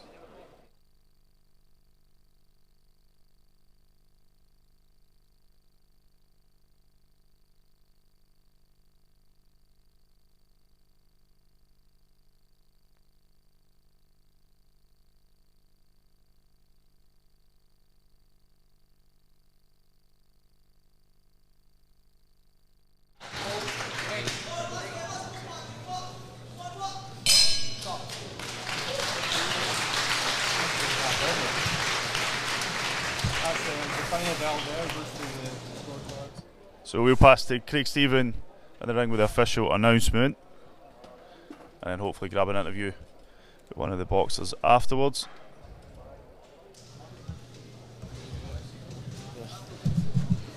That was pointless. I know, I didn't even find it.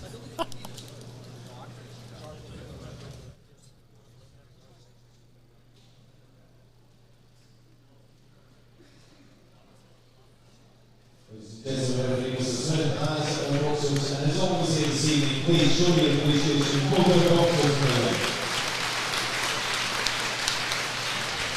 Going to be scored by unanimous decision, the winner in the blue corner, Patrick.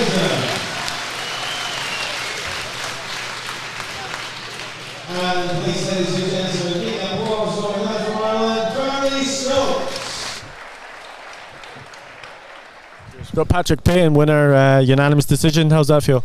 It was alright, it was a decent fight. A wee bit close on the light, but got a win, that's it. It's a close first round, looked like second, third rounds though. You pulled ahead, you obviously landed a fantastic left hook there, right at the bell, really to sort of stun him. Think that sealed you the win? He was a tricky opponent, so it took me a wee 3 minutes first round to get my distance, and then that was it, just kind of piled on the pressure. You had a stoppage defeat at the end of 2022. Is that your first bout that you've had since then? I've boxed in the Argo home show and won there, so just about gaining momentum and putting that behind.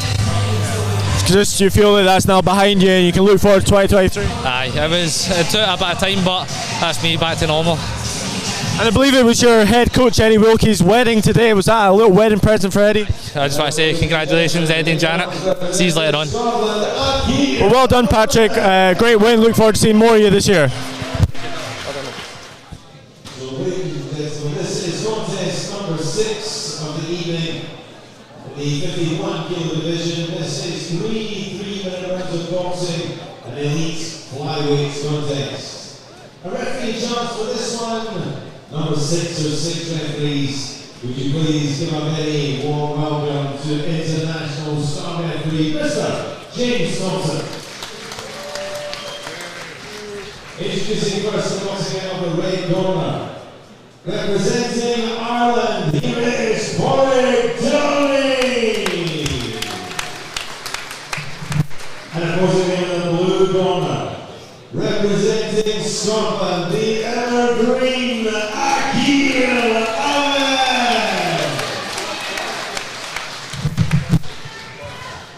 So just before we start, shout out to the Flynns watching. You got Yvonne, Luca, his grandpa I think is watching as well. Luca, the new Golden Gloves Junior champion, won that last month. Luca, you owe me an interview, just for the record. This round number 1, bout number 8. Aqeel Ahmed in the blue corner and Padraig Downey. He had a great contest with Liam Duncan from Inverurie. Oh, I know. In the semi-finals, a really good it's one. not the first. I don't know if it will be the last. It's still the most viewed video, I'm sure. Is it? On JTV Raw's Facebook page. From when the first time I recorded them box, we were back in Low-Key, I think 2019. I remember seeing Luca down in Birmingham actually. He was cheering on Sam Hickey. Oh, I'm celebrating with Sam when the day Sam won the gold medal at the Commonwealth Games.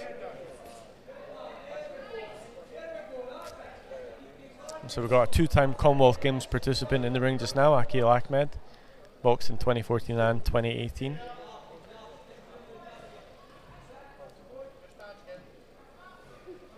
Long-time GB boxer, left the GB squad in January after I believe 6 years as a member of the GB squad in Sheffield. I've seen Aqeel live in person. Yeah, well he's not boxed a lot in Scotland over the last few years because of his GB commitments. He did box at Celtic Park I think last year. Oh first yeah. For a while.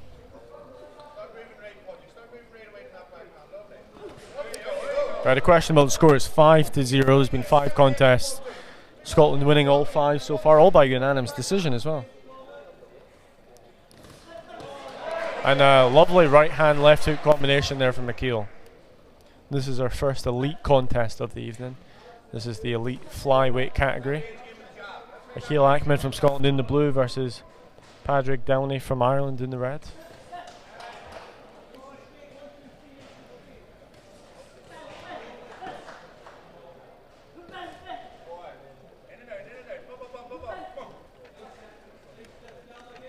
Aqeel really the elder statesman at this point. He's been amateur boxer for a long time.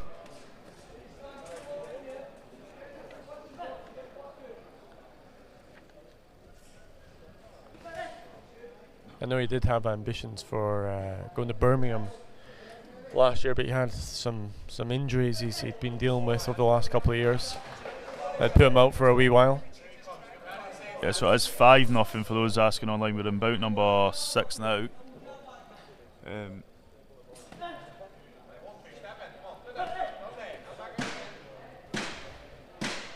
You see Padraig is trying, but Aqeel's just an absolute pleasure to watch. Oh yeah, he's a great operator. There's wee things I'm seeing just in it when I'm looking at his eyes, and I can. He's brilliant. Is just very comfortable. You can tell he's like a veteran of the sport. I don't want to say that like. I'm pretty sure he's showing his class. You know, he's showing his skill. He's showing everything he's learned over all those years and those years at GB with the best training and coaching and facilities. Look at him plugging boxing Scotland. That's GB. GB. It's not bad at boxing Scotland either.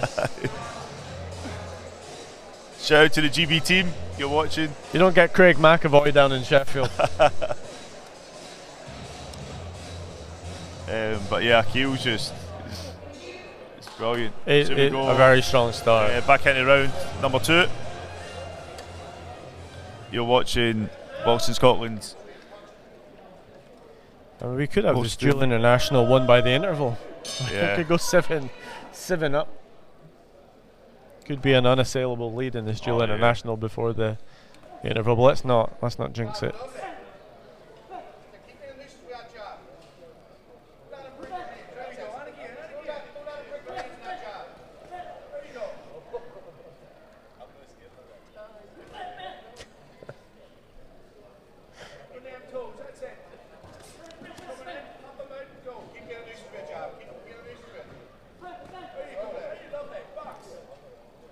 o'clock, Jacob Naismith.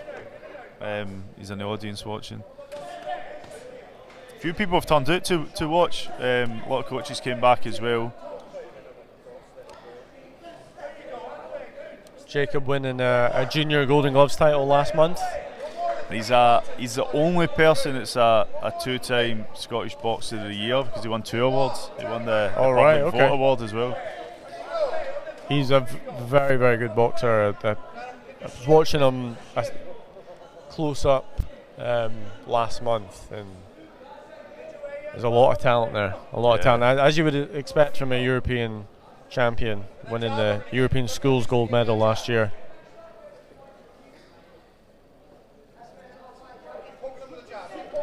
Reigning Scottish, British, European champion. It's not bad, is it? Yeah. Recently gave up his football career. He was a goalkeeper. Choice. Good choice. Was a goalkeeper for Hamilton under 14s, but decided to focus sort of full time on the boxing. I think it was getting a bit much doing all the training for both sports. So Aqeel still trying to put that pressure up. Padraig Downey.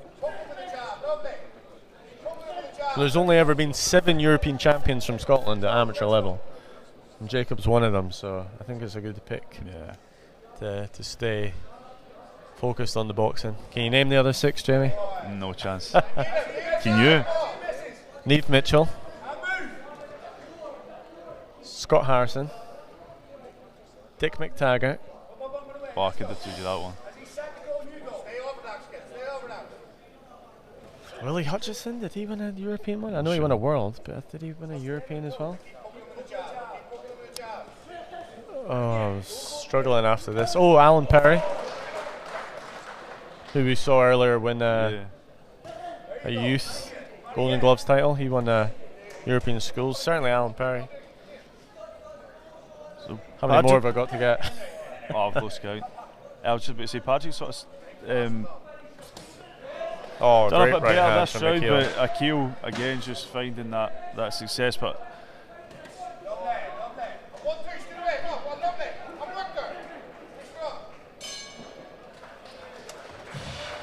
I don't know Padraig's history, but he's I don't know if this is like him stepping up as a challenge, but he's doing well. He's staying manoeuvring around that ring,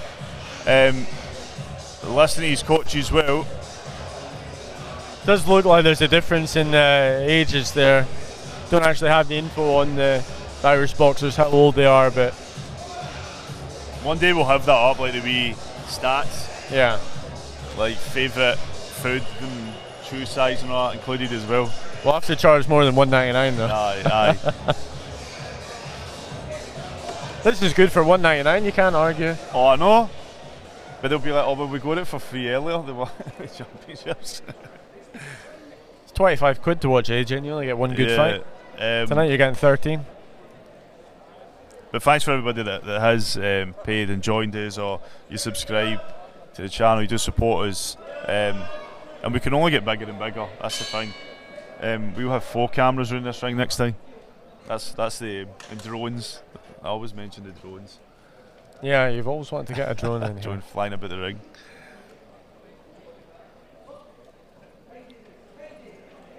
We've got one more bout after this before we go into the break. Harry McGrenra and John McConnel.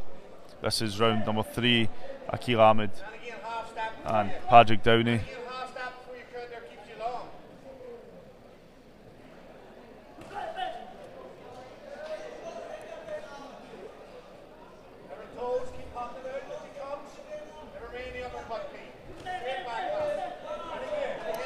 I'm sure this will be a good learning experience for Padraig Downey to be in the ring with a 2-time Commonwealth Games boxer. Nice right hand there from Aqeel. I mean, it looks like Aqeel's winning this very, very comfortably. But it will be a learning experience for the young Irish trying. Like he's definitely got heart to. You can see that he lands a great right hand there. To be honest. I just think Aqeel's like must be like this muscle twitchness, and it's like he's anticipating a lot of what's coming very, very sharply.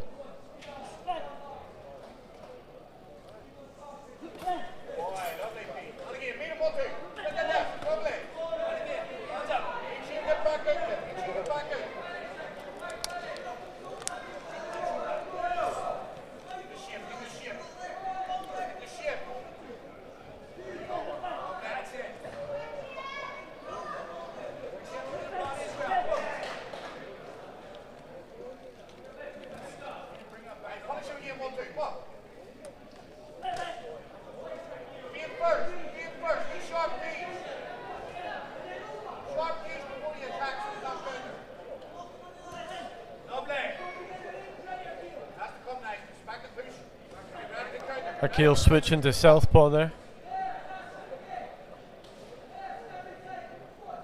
Also, when you see somebody sort of switch it either means one of two things. It means they're unbelievably comfortable either in the ring or they're running out of ideas. I think it's the first one for Aqeel. Unbelievably comfortable, showing all of his experience in the ring tonight. Nice right hand again from Aqeel. I think this is going to go 6-0 to Scotland. McGrenra wins the next one. We've got an unassailable lead in the dual international. There's still some great belts to come. Akram, Stephanie Kernachan, Nick Devlin, Taylor Goff, Lennon Mulligan, and finally Luke Bibby. So some great boxing still to come.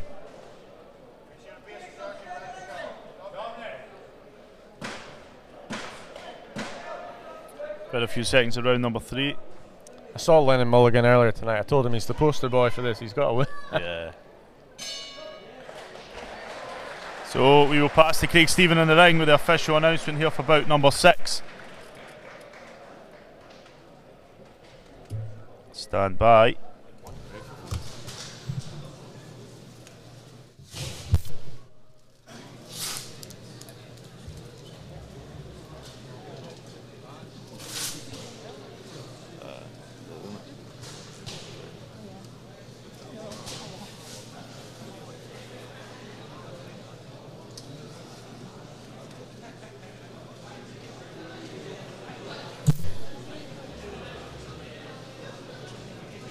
So, ladies and gentlemen, Dr. Sidney, one last check of the boxers to come together with Mr. Thompson, and as always, please show your appreciation for the boxers in the ring.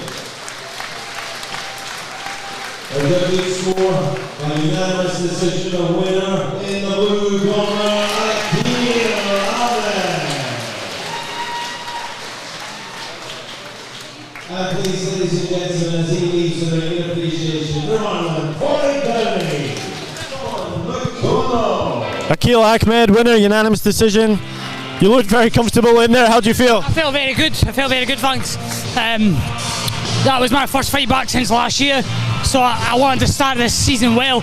I trained really hard, so I'm trying to do a mission and get to 48 kilo to hopefully compete in the World Championships, and this was like the stepping stone to that. This fight was at 50, so it was a good step in the right direction.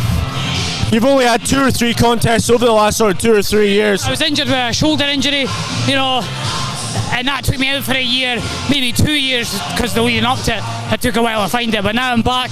I want to give it my best shot before, you know, I hang the gloves up or whatever. So you didn't look like you had any rust there tonight. Yeah, cheers. I've been training particularly very hard here. I was on GB setup, but I wanted to leave it to finish off my career at home, because there's no place like home, and I feel like training that brings the best out of me. So I want to make this year a big one, basically. Well, I spoke to you last month. You were saying, you know, it could be your last year in boxing. See how it goes. So you want to, if it is your last year, go out with a bang. Yeah, I want to go out with a bang. The main prize for me is the World Championship ultimate goal. You know, that's something worth retiring for.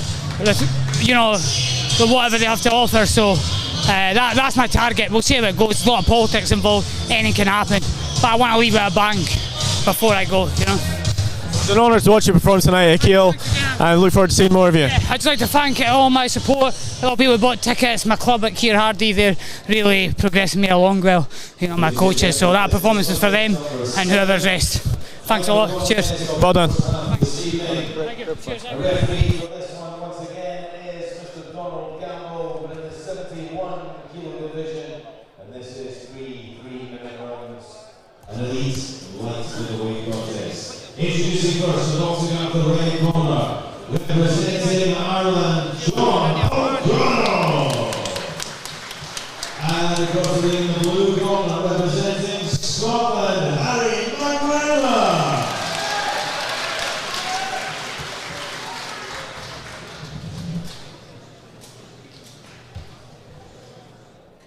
So this is bout number 7. McGrenra representing Scotland in the blue corner, and John McConnell from Ireland in the red. This will be our last bout before the break. Here we go, round number 1. Yeah, we could We could see Scotland clinch the victory in this dual international with this win. 6-0 up, 7 belts to go.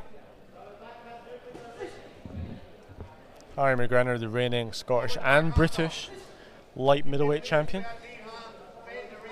Is he boxing with Army? Is that right? Harry, no, he's a law student actually. Oh, law student. He's actually taken a couple of years out of his university degree to focus on the boxing full time. He's going to be a lawyer. Yeah. You get his number. I did see a comment from Robbie McKechnie, Scottish coach, recently said 2 new posh boys could fight.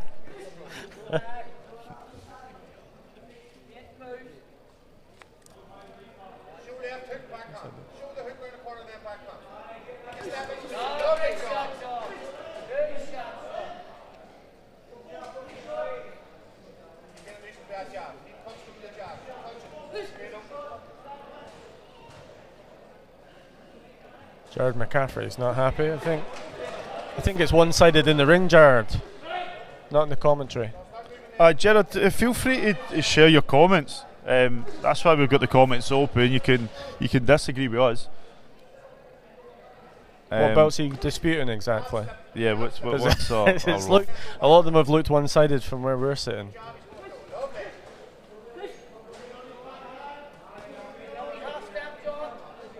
There are some people trying to say that Aqeel Ahmed didn't win that last contest. Oh no, I think we did. So Emma Downey's disputing it. Have a discussion, just keep the comments as respectful as you can, but have a discussion and let us know where. Look, it's a subjective sport. And we are separate for we don't see nothing what the judges are scoring. We get the results as you do. And if you watch us in the championships, you'll find that sometimes we disagree ourselves.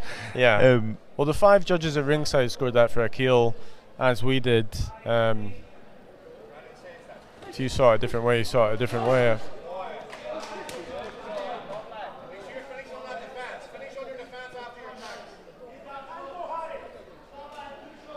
No, I'm going to be one-sided. I don't want anybody to give me a trouble. John McConnell has got O'Neill's written on his shorts, which is my surname, so I'll go with my Irish heritage for this bout. As long as Harry or his dad doesn't beat me up later. Been a few seconds around number 1. Nice left hand there from Harry McGrenra. Gerard, I'm going to show you. I normally take my glasses off during the breaks, but I've always got my glasses on in the office, Specsavers. Tell us where you think we went wrong, because I don't think it's been a total one-sided affair. I think there has been some. There's been some close contests, yeah. Like Fionn Duffy earlier. The Aqeel Ahmed bout was not one of them, but there's been a couple of close ones. So normally I take these glasses off during the rounds, just because I hate wearing them. But I do have them on with the boxings on.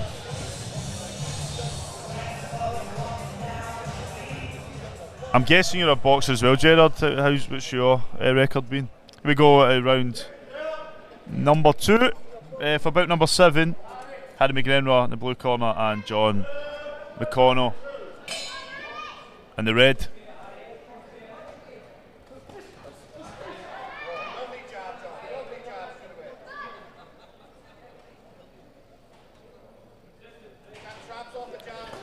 So he was saying Downey is a light flyweight. We don't have these facts. You said get the facts in the commentary. We literally have limited information in the Irish boxers. I think we said that as well. So if he was a light flyweight and he's boxing a flyweight, then thanks for letting us know. People can share that information with us. If there is anything you know about the boxers that we don't, feel free to share it. That's what we're here for.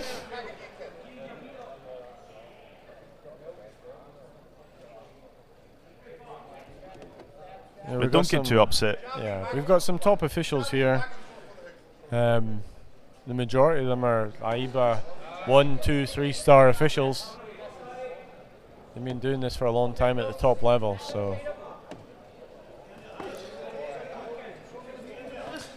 Pam Belshaw's weighing in. Aqeel definitely took that bout, and she's a JTV Live subscriber. So, Pam, your final say. No one's going to be arguing with you. I'll make sure that. So, how are we seeing this bout?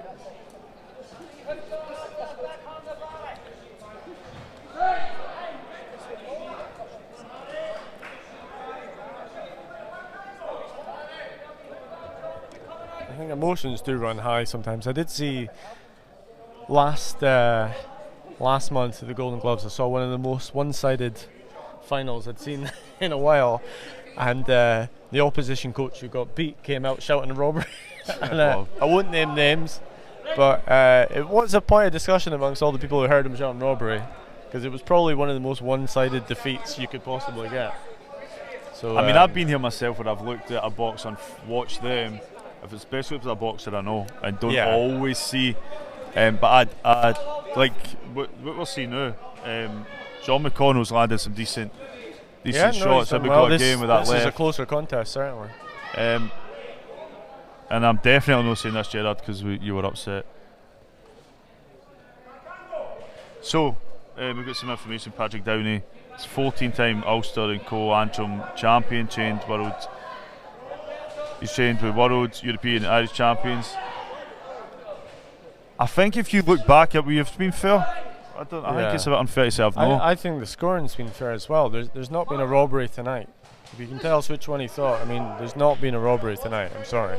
I think he thought the last one, but for me, Aqeel, and I said throughout the bout, Padraig was staying in it. He was attempting to make moves, but I was just seeing Aqeel was outshining them in my opinion.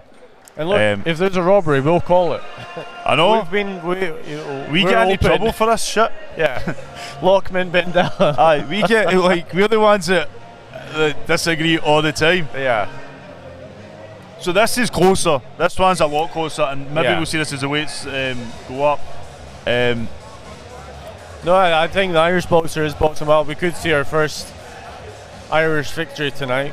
And if you go back to what I said, even with the Drew Limond, I said Kyle, I think, took a second round. There was a couple of close ones. First round was close, third round Drew. So there's been two close ones tonight. Bout 1, Drew Limond, Kyle Smith, and Bout 5, Patrick Paton, Bernie Stokes was close in the early stages. Although even then, Patrick really did come through. I think the rest of them have been comfortable enough. They've all been unanimous so far. We've not had a split decision yet. So we go third and final round here, bout number 7, just before the break. Harry McGrenra and John McConnell. My name is Jamie O'Neill from JTV Live. Joining me at ringside is Ben Holm from Boxing Scotland. And we constantly get in trouble for disagreeing with what goes on. So, if you do have any complaints, please send them to JTV. Yeah, just my mum will re-reply. What's your email, Jamie? Jamie@jtvlive.com. Just put in the subjects for Jamie's mum, and she'll be dealing with all the complaints.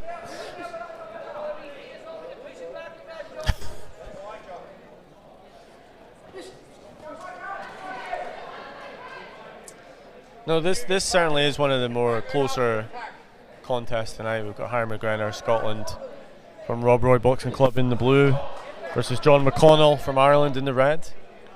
We don't know much about John. I mean, if anyone's got any information on John, we don't know a lot about him. Nice right hand from him there, though. A couple of nice right hands from John McConnell.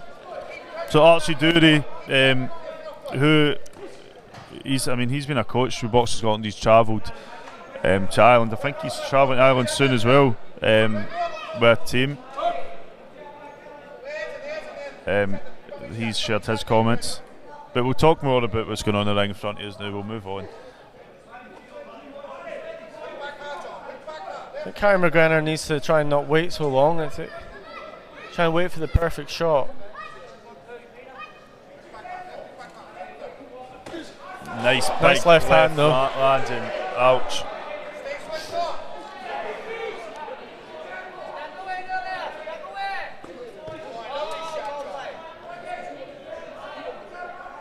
I think John he's pulling back at the right times, but he needs to be a bit busy himself.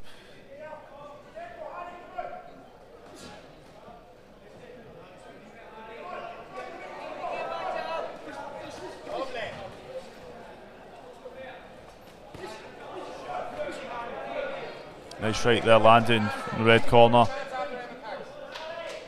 Great space. Half step, then comes in. Half step, then comes over your back hand. Punch him with jab. Punch him. Get in the knee. Get in the knee. Go on, man. Nice work there from John. I can see this being closer.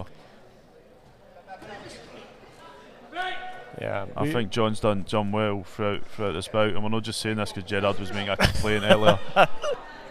Yeah, no, we could see our first Irish victory. It's certainly a close.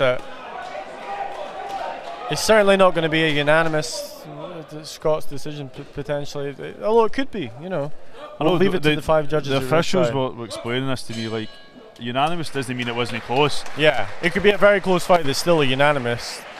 So we'll pass to Craig Stephen, and we'll see what goes on. Just bear with us a wee second, Craig Stephen with the official announcement.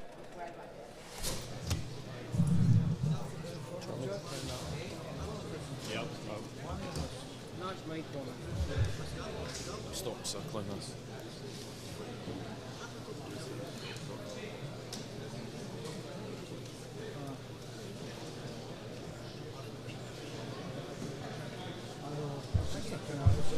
So ladies and gentlemen, it's all we'll see you this evening. Would you please show your appreciation for popular boxers in the ring. I'm going to score by unanimous decision in favour of the winner in the blue corner, McGrenra. And ladies and gentlemen, the appreciation please stand for Ronnan.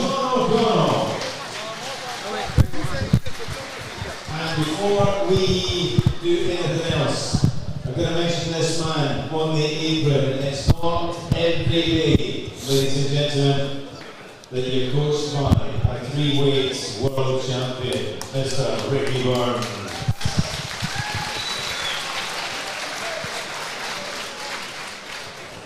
Hey guys, how you doing? I'm just going to move up. Yep. Joining us at ringside, so I'm taking up most of this space, so you can squeeze. We'll squeeze down a bit. Aye, there we go. And Armstrong, how you doing? I'm doing great, thank you. So there's something up with my mic, I think it's not pushing down. So you're going to be with us when we go into the next few bouts. Yep. And hopefully the commentary can be, we're getting pulled up here saying that we're the whole thing's unfair. That last bit I thought was a bit. I thought it was closer. Yeah, I would have maybe said. Who did you think won it? I love Harry, and I thought the Irish boy won that there. See, for closely, me, like, but I just felt like Harry didn't do enough work there. But everything was one phase. Yeah, so I just think the Irish boy just edged that there. Yeah, but what do we know? I thought he just edged it, but well done to Harry. I love Harry, brilliant kid. Views for the ring as well. So wait, I'm going to get something up on the screen. Every angle of the ring's different, so. Yeah, I'm going to get something. We all see different things, don't we? So I'm going to get this up on the screen so you can talk us through what's going on. Yeah, so this is the first ever female boxing show in Scotland. I got approached about 6 months ago from James White and Tam from the Bow Miners Boxing Club, and he felt that I was the person to do this because I'm a female-only coach. I think that's what it was down to. And I think if we were going to do a female-only show, a female-only coach should be the one setting it up. It was his idea. So this will be Saturday the 22nd of April. Yep. And Fife is Canada versus Scotland. Yeah, it's actually Scotland versus Canada and England now. It's slightly changed as I've went on here. So the reason that's happened because in Scotland we've got girls now. There's more and more girls coming through, but not enough to get this show. I can't match everybody up. I'm struggling, so I've had to go down the way as well to make up some of the bouts. Yeah. And I think that's the right thing to do. It is. So that we get a variety of different levels of the females up here. And England and the Canadian team. Yeah, definitely. So every bout's going to be a female bout? Every single... There's actually 2 Canadian boys coming over with the team. Okay. But which we knew about, and I've matched them up for the Friday night before our show. Okay, brilliant. And that's going to be at the New York Hill boxing show. So the boys that are coming are still going to get a contest as well. Great. But they queried it because they wanted me to put on the female show, and I went, that can't happen. Wanted it to be all female. It's all female and no guys. And that's great. But I've sorted it out so that their boys can compete. Brilliant. Yeah. So, do you think we're moving in the right direction? Well, I hope so. Yeah, I think we're still not quite there yet, but I think that female boxing everywhere else is bigger than here. And Scotland, at the last championships, I noticed that the entries, there was more and more girls in it at the novice level. And I felt then somebody needs to do a show. And now's the time, because we've got a lot of girls in the circuit. Do you think part of that's maybe role models? Like Ireland also got a lot of Irish people watching tonight, have Katie Taylor. England, they've had Nicole. Absolutely. I think we're maybe waiting for that Scottish female boxer to really make a presence on that. Maybe we've had a couple. We've had Hannah Rankin. Yeah, we've got Hannah Rankin. I think maybe that's the case. Yeah, if we could have somebody special up here, then maybe that would push the females forward. I think it needs to be a combination of a few things. I know Boxing Scotland, there was funding kind of going through COVID, and it was kind of up and down, but there was funding to encourage females into the gym. We've seen a lot more female officials as well in the last few tournaments. Anne Armstrong was the first ever female pro coach as well. And international coach. So I'm still the only international female. The only IBA one-star female coach in Scotland. Yeah. It would be nice to see more, and I'd like to go much further with all of that. But there is a few names that have came through that I think you've sort of helped mould to become. I mean, Alicia Armstrong. Yeah, no relation to you. She's not related to me at all, no. But she's coming through. She's at the. She's just turned 18. She's just not even a senior really. She's just 18 now. I've seen her two, 3 times. Yeah, she's won. She's in the Scottish finals. Oh, brilliant! So she's got a final for this year. So fingers crossed that we can do well. Yeah. And I mean, we had Stephanie Kernachan who's boxing. I've watched Stephanie for years. I've been through all her journey. I've been everywhere with her as well. And she's just like one of these characters that just, I think, definitely Falkirk Phoenix has been a great role model for a lot of the young boxers, male and female coaches. You can't.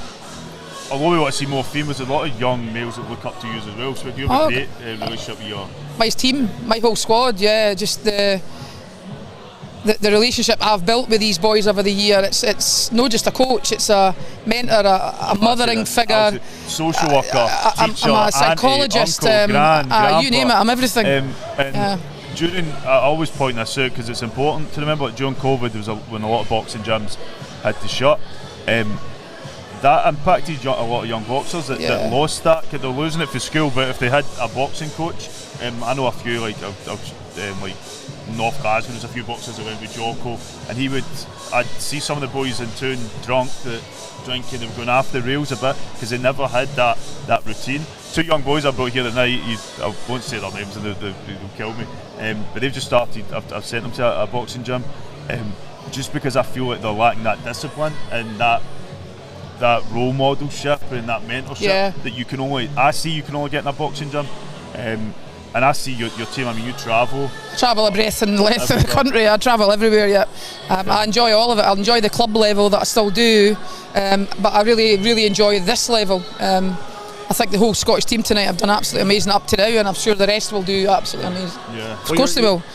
And no discrepancy to Harry, honestly, because I genuinely thought that was a lot closer, but we're just only looking at this side of the ring. So there's different sides of the ring. That's my best pal in boxing. Caesar, you're doing a great job, Anne. He always does. This event you're putting together. He's been my best friend since I started boxing. Him and I'll name a few names here that are not here anymore, but George Fibella Houston, Rab Bannon and Mr. Robertson. These guys, from when I started boxing, never looked at me as a female, they just looked at me as a boxing coach, and they were the 3 guys that guided me, and they're not here anymore, but they're legends of this sport, absolutely. And I'm going to be in a book soon, and I've made sure I've spoke about these guys. I've spoke about these 3 guys how did that come in my about? book. It's just the author of the ring.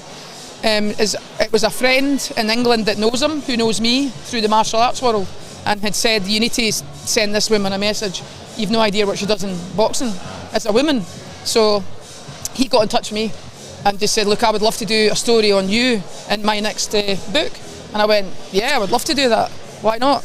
He says, you're a female in the sport, but you're an international female up there, and you're the only woman up there that I'm told about that runs her own club just as the main coach. And I went, yeah. He says, I need to do a story on you. So it's done, my bio's done, I've sent it away, and the book will be getting produced in the next 2 or 3 months. So let's wait and see. But we'll go back to the female show, because that's the priority at the minute. Well, speaking about that, we talked a wee minute ago about role models. Top in the bill is Niamh Mitchell, Scotland's first ever just what I was going to say. Female international gold medalist. She won the European Junior title last year. I think Niamh can maybe emerge over the next years to be that role model. Yeah, a fantastic. I hope so, because she's absolutely talented, and that's the reason I'm doing the show up in 5, because I think she deserves that accolade in that area, and that she'll be the main bout of the night without a doubt. And she just sort of came out of nowhere. From nowhere, She did kickboxing, so she's done another discipline, and then she came over. But going into that European Championships, I think she'd only had 7 boxing contests. It's crazy, isn't it? And look what she achieved at that. And she boxed in the final a 2-time reigning European champion who'd never lost a contest, and Niamh won it convincingly. I watched the whole of that tournament. I couldn't believe one bout to the next she was winning. It was crazy, but amazing at the same time. Yeah, no, she showed such poise for such, in terms of such a young age. Experience. For a young age. Southpaw, great boxer, great to watch. Her style. Yeah. So no, it'll be great to see her. Obviously, it's a partnership between your club, Doonhamers, and Bohill Miners. Yeah, it was James. I wasn't even bothered about mentioning my club. I was just happy to set it up. But he said it wasn't fair to do that. The 2 clubs need to be mentioned. That Shoot's doing most of the matchmaking. I got all the Canadian teams sorted out with their flights, their hotels, making sure that the training's going to happen when they're here, and I've matched up all the bouts. They've got the venue for me. They've managed to do all that. They've got all the sponsors. There's 15 sponsors. Right. Tam's done amazing to get 15 sponsors set up for the show as well. I've got the trophies, or it's plaques I'm getting made with the teams' names on it and the flags on it. So I've done all that. How can people get tickets for it then? So they can either go through James himself. It's not sold out yet, but we're close to, I think, about 180 tickets at the minute. Okay. But we've still got 5 weeks. Yeah. So you can either get them through James, you can either get them through that club, or people can just private message me and I can send them up as well. But come over from Ireland for a little trip to Scotland. It would be nice, it would be nice. Definitely, but we're looking forward to it. 15 bouts has been set up, so it really is a great thing, and it's a first in this country, an all-female one. So no, I can't wait. I'm looking forward to it. I cannot wait to see. I just hope there's lots of. The main reason for doing this live feed tonight is to try and encourage everybody in Scotland, doesn't matter where you come from, to try and come to this show and support the girls. Because a female-only show is maybe not as easy to sell tickets as a male-orientated show. It's a bit different, isn't it? So we need to get behind the girls, behind the show, behind the event. It's not about profit making or anything like that. It's just about making sure there's plenty of people there to support all these young girls that's coming through the circuit, whether they're from Canada, Scotland or England. It doesn't matter, and it's not about us as coaches, it's about them. Yeah, it's about them. And I think even though women's football and there is more of a focus now when people are starting to realise that there is young people, that young females that can come through these programmes and can go into different sports and achieve the same level as what they would expect males to achieve. I spoke earlier, and I mention it all the time just because I loved her growing up, with my cousin Lourdes McDermott. Yep. First ever female sanctioned bout in Scotland was in the Hydro, Dublin Hydro in 1994. And sometimes when I look back at the articles, I'm like, wow, they were talking about lipstick and what she was wearing, and the fact she was a beautician, and you're like, it's come a long way. I mean, it was only 2012 that female boxing first got in the Olympic Games. That's right. From then, over the last 10 years, I guess there has been a lot of growth. Obviously still a long way to go. Yeah. But how do you reflect on the past sort of 10, 11 years since it first made the headlines almost in the public consciousness? Yeah, I think more people in the country are getting a bit more behind female. Because if you look at the professional side now, would we ever have thought that would ever be the case with professional women boxing? And look, some of them are the main event nowadays. Well, some of these females. She topped the belt. I think it was the first ever time a woman topped the belt. Yeah. 10 years ago, would we ever have said that would have been the case? No. We would never have said that, would we? You never really saw, in terms of even the professional ranks, I remember you would occasionally see on like a Don King show. Yep. You would have, but apart from that, you never saw female boxing No. on any undercard. No. Let alone a main event. And now some of these events are more than headline. headline. Yeah. You're getting One thing I'm three. going to throw in is I took my nephew. I hadn't seen. I watched WWE with my nephew, but I hadn't seen it for years, so I didn't really know what about the female wrestlers. Took my nephews to the Hydro in Glasgow, and when Charlotte Flair comes out, they two are bouncing off their seats, and I'm like, what's going on? Who's this? And it was good to see, because it was like nothing that I think was even taught, because they watched wrestling on their own, and they just showed, if no even more respect, to the female champions that were there. And it's, I think now, like, we can sort of look at, sometimes the sports are different. I done an interview with a women's football coach, and she was like, men's football and women's football are two different sports, because there's different sort of techniques, and obviously there's physical attributes as well are different.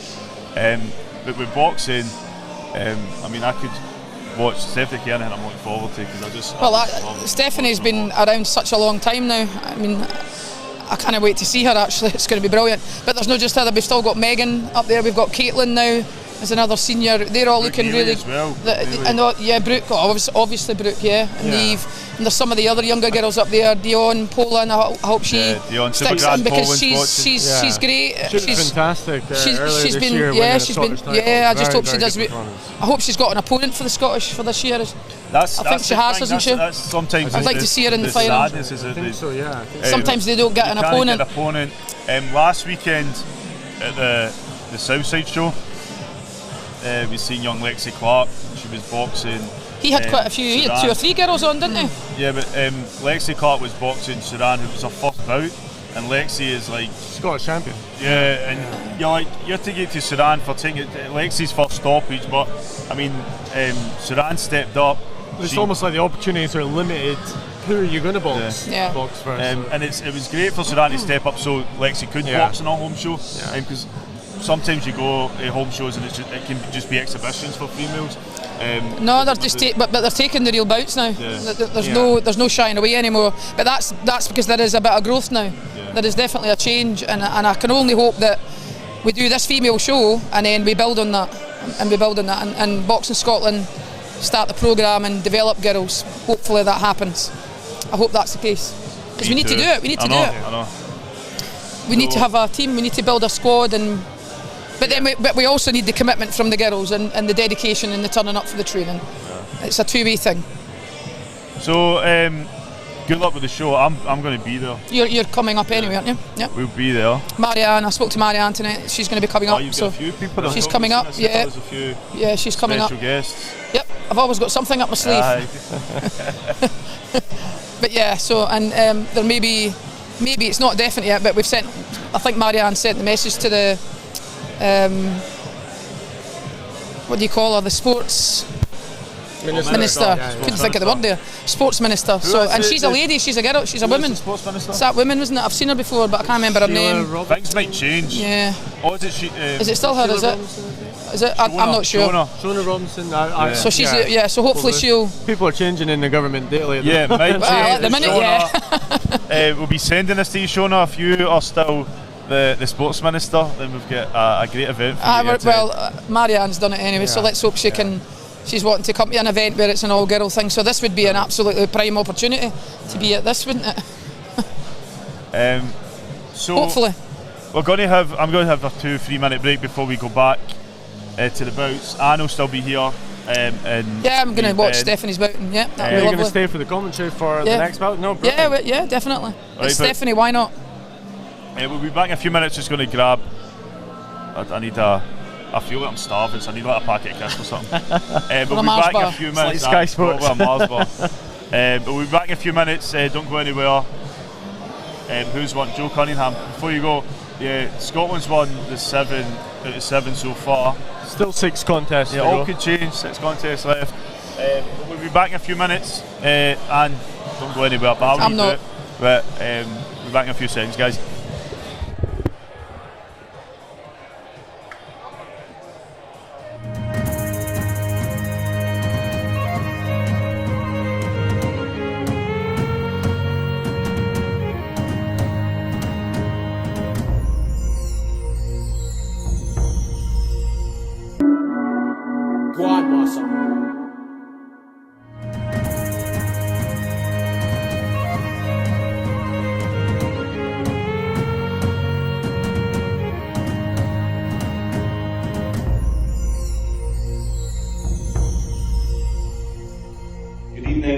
gentlemen, welcome to the Marriott Glasgow and a very warm welcome to JATV Live's inaugural Scottish Boxer of the Year Awards here for 2022.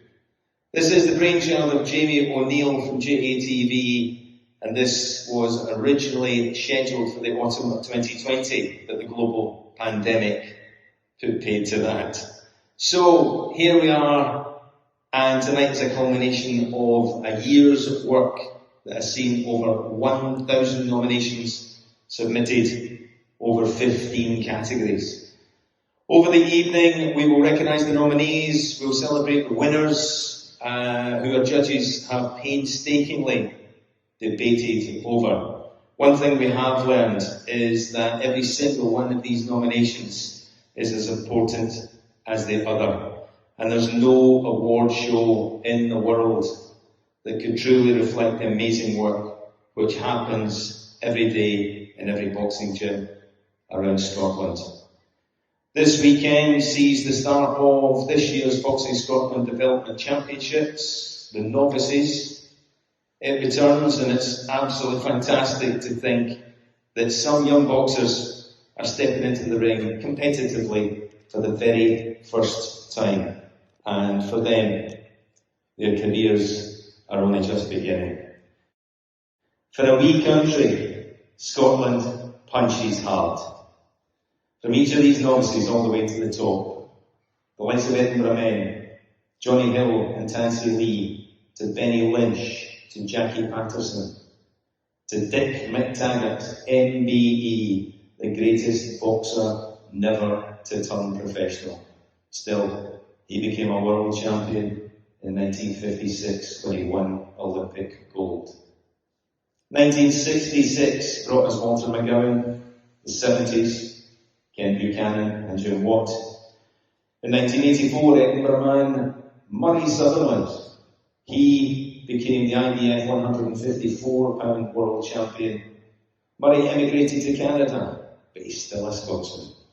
The 90s gave us Pat Clinton and Paul Weir.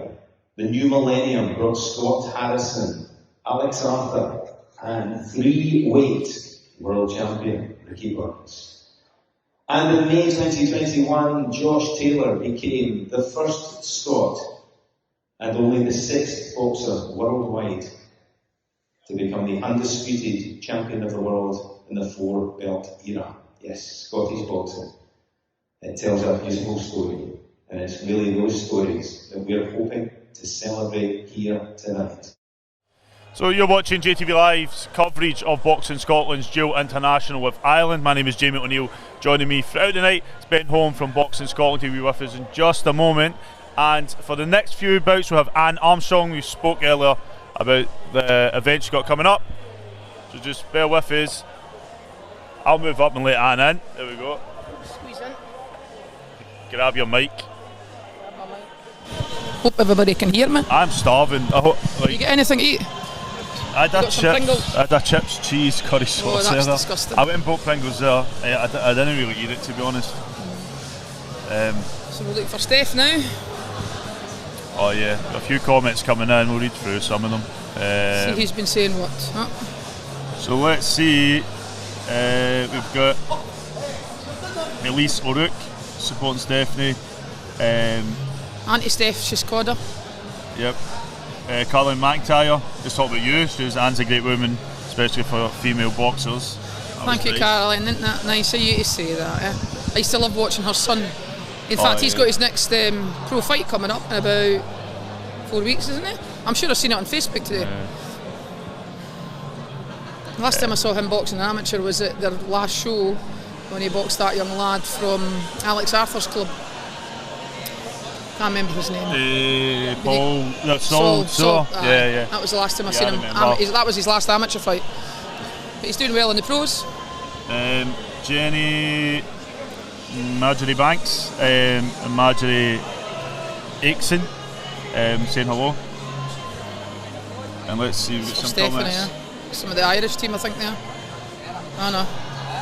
So Sean Crowley, Ernie Boxing Club, in Ireland wish our boxers, Rhys, Owens and Anthony Malanfe, all the very best tonight. Yep, they'll be on. They're on the this next, after next the show, break. yep. I think they know Steph then.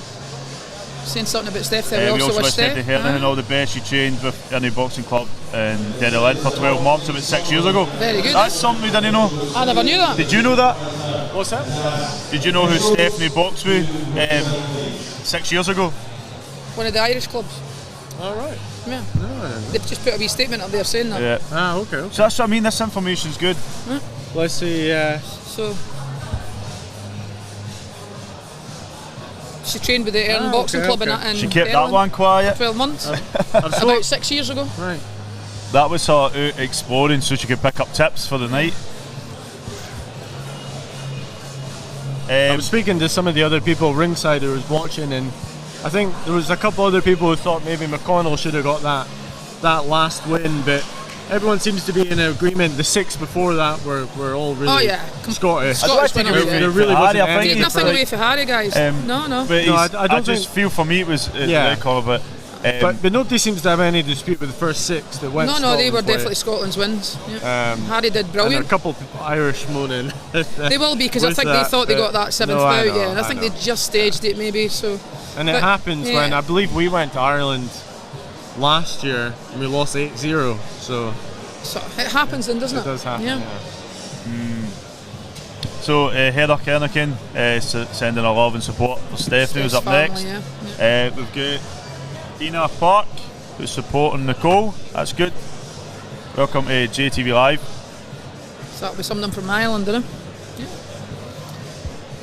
Looking forward to seeing Steph in action. Reigning almost about to go. Scottish champion. How is she a seven? I think it's 6 or 7 times. 7 times Scottish champion. Yeah, that'll be about right. I think it is 7. Yeah. She's won the British as well. I remember being at one of the British Championships when she was in it. Gerard's joining us. Is this a new cast of still game? I think that's a bit hard. Mate, don't start. Who just said that, Gerard? Is this the new cast of still game? Who's looking after the clans man tonight? He's a cheeky sod, isn't he? You're lucky there's a seat between you and Anne. I'll tell you that, Jared. Is he in the building here? No, he's a good jobby, isn't he? I know. We'll see if he's 14-time Ulster champion or not.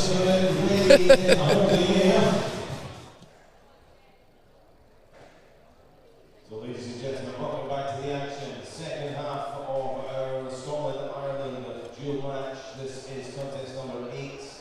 We're in the 54 kilo division. 3 3-minute rounds of boxing, an elite Bantamweight contest. Referee, once again, Mr. John McGrenra. Introducing in the red corner, representing Ireland, Nicole, Clyde. And across the ring in the blue corner, representing Scotland, Stephanie Kernachan.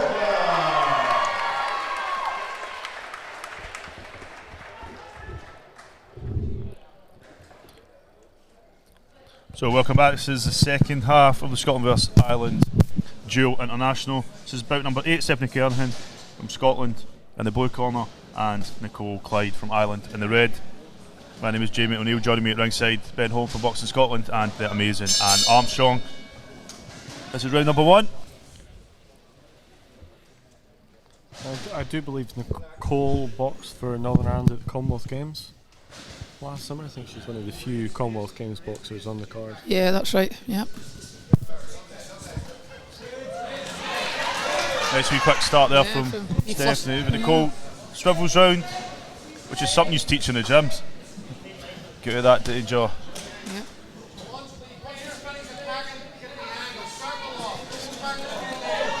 So wee southpaw, so Stephanie needs to work on the backhand. Set it up. That's it.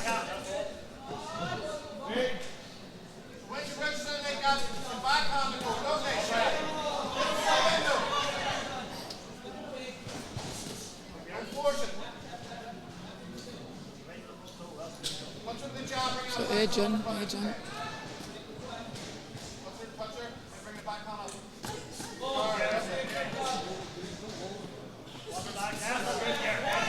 Yes, right back forward, gone there. Holding on.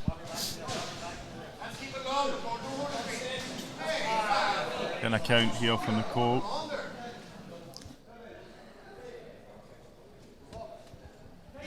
Sean McKenna restarts this bout. Once you finish, half step right backward again. Half step backward. There you go. Half step and retain. There you go. And half step, jump in. 1, 2, there, half step.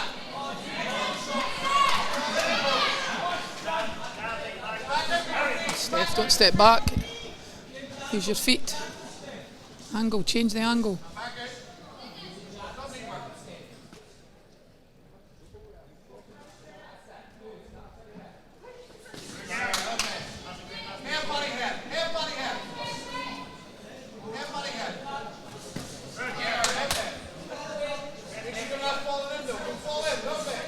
Nice work here from Nicole. Doing well at range.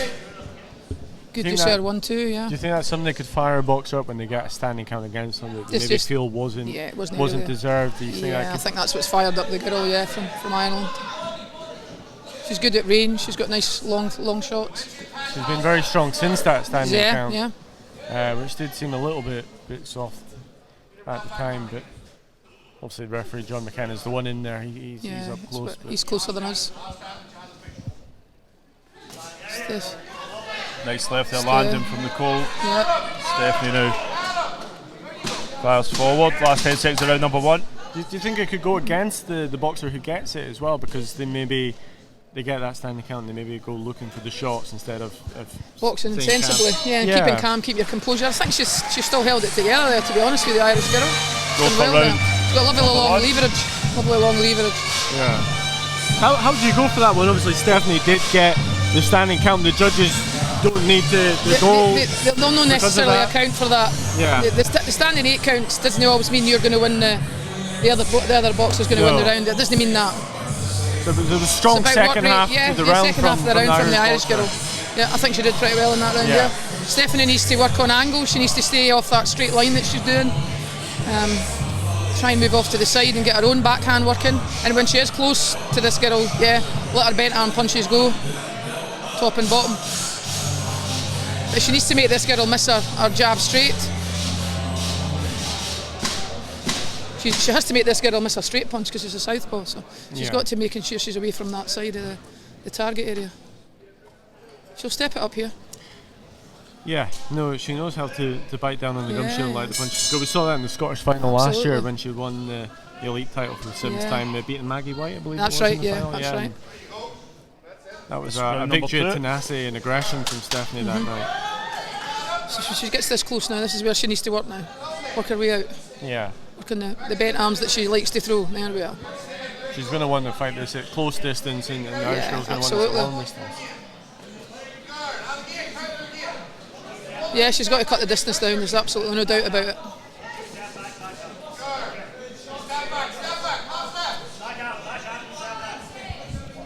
Stephanie seems to have a wee bit of trouble with the headpiece there. It seems to be bugging her from the start of this bout, to be honest. She keeps touching it. Yeah. It's like she's not comfortable with it on. Yeah, all the time. What's your thoughts on the female boxers in head guards? Would you like to see the elite boxers remove them? I mean, I know there's been some discussion and back and forth. I think for the female point of view, we should. I know they're maybe thinking of taking the female head guards away, but I just think for females we should just keep them on. Oh, you're in favour of them? I'm in favour of them. I'm in favour for the girls just to keep them on. Right.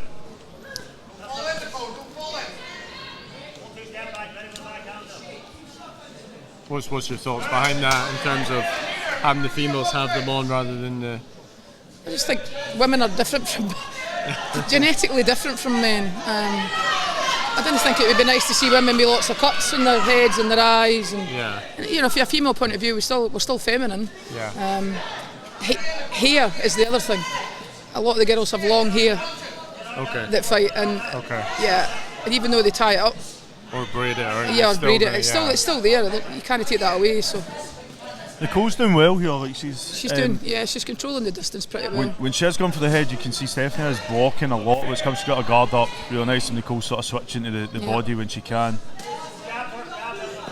There we go. Stephanie needs to cut the distance down now. Edge forward. Jab, just to set up everything. That was a better one. That was a beautiful left hook. Nicole Working still. there, working there, working there. That's your area. Nicole did well there as well. Work that body again. Body punching. This has been class. Good to see the girls, isn't it? Yeah. As tough as the boys. It's another one of those where you're sort of mesmerised by what's going on. Aye, and they're as tough as the boys. They're as good as the boys.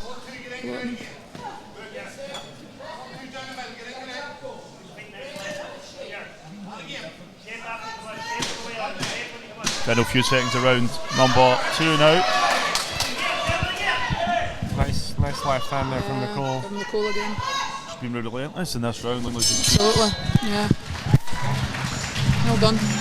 Northern Ireland obviously got some good female boxers. They must have, you can see that. A world champion, don't they? Walsh. Walsh, aye, world that's right, champion. yeah. This is a good step up for Steph though, and the fact that this girl has been European level. Yeah. It's good for Steph.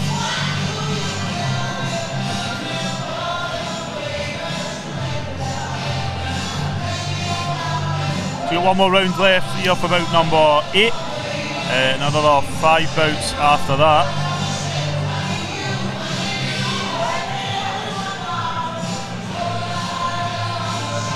Referee John McKenna in the ring.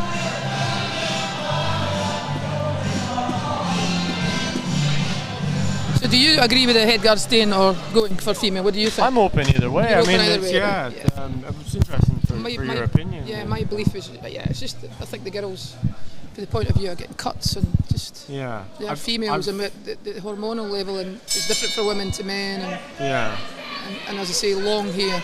I've certainly seem to have heard rumours that it might be going on an international level. Yeah, I've heard that as well, but whether that's the case or not, I don't know if it's true or not. Yeah. Steph's going for it now. She knows she needs to take it up. It seems to be a constant debate in amateur boxing, both male and female. The head guards are they on or they off? They come, they go. Yeah. Seems to be new guidance and they're removed, and new guidance and they're back on. Yeah, and they keep chopping and changing their mind. Yeah. They should just make the decision and do it, and that's it. I've had other people, senior people, say they think even for the younger age groups they should have head guards off. For school age, junior youth. No, definitely not. People and quite senior people I've heard saying that. So no, there does seem to be a range of opinions out there. I do not agree with the young girls at our schools and juniors.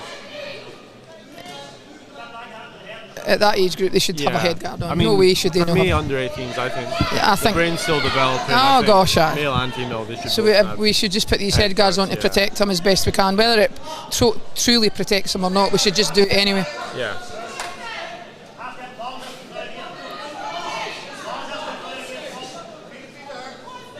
Great back and forward. Yes, just from both of them. Brilliant. Steph's definitely taken up in this round. Nicole's still got a lot of energy. You can see. Lovely Steph, that was lovely Steph. That's her range though, that's where she boxes best. Super Grand Close. Poland. Yeah. Poland's grand, so you can keep the head guards. Yeah, I agree with you. That's just my opinion, but I just think we should keep the head guards for girls. I hope they do make that decision. Steph now on the ropes, Nicole. She works on the ropes, Yeah. Still bothered. Still bugging that head guard. I don't think it's been. It's still bugging her. The whole 3 rounds she's. It's been touching nice all the time and work adjusting it herself. Good, working well there.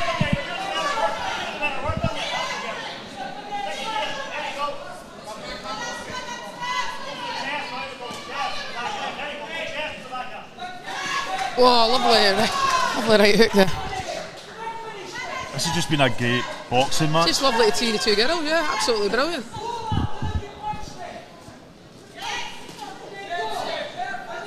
I'll give Steph this last round, to be honest.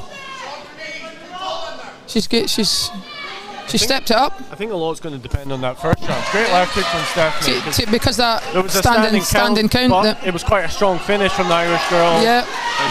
Coming from Stephanie. And then Nicole probably won the second round. Yep. And Stephanie's definitely came back in this third round. Definitely. I think we're. She's definitely. That first round scoring is going to be interesting. Make the decision. Yeah. Whatever happens with that point. And it was a very strong finish from Nicole in that round. Yeah. So well done to both boxers there. We'll pass to Craig Stephen in the ring with the official announcement here at Ravenscraig sporting facility, national sporting facility, near Motherwell, and then Ben will chat. It's one of the boxers.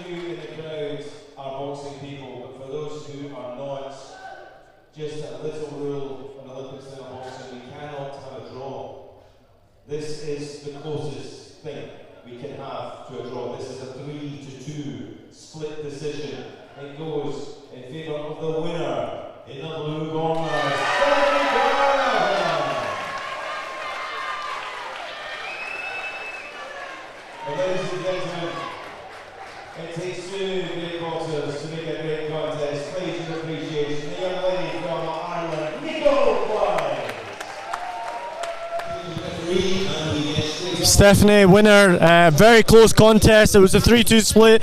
Did you think you'd done enough to get the decision? Well, honestly, Rhys are thin, and it's whereas, you know, it was her tap against my boom, and I think that's just what caught the judges' eyes and just gave me that wee bit of edge. Just having that wee bit of fight wasn't probably my best boxing performance, but fight, kind of scrap. But at the end of the day, got the win. First win international, and that's me hopefully on track for the games in 4 years. It's all development here, but definitely absolutely brilliant work from Nicole. Again, be great to have a rematch. See. Nicole obviously boxed at the Commonwealth Games last summer, so she's at that level, so you know, to get a victory over her, an impressive thing to do. Aye, absolutely. I mean, she's a Wonder Woman. She was at 48 kilos for these games, then she went to 50, then 52, and then this bout here was 54, so she's came up in the weights, and maybe that's the difference to that bout there. I had that strength of the 54, and she just maybe a lot lighter, hitting shots, but a great boxer. It gave me a really good thinking match. Definitely love to get in the ring with her again. Absolutely. On the commentary, we seem to thought that the second round maybe went Nicole's way, third round your way. A lot seemed to hinge on that first round where you got the standing count, but she finished the round strong. Was that your thought as well? Well, I see with the standing count, I think that was more she was passive, she wasn't thrown back and she bent over.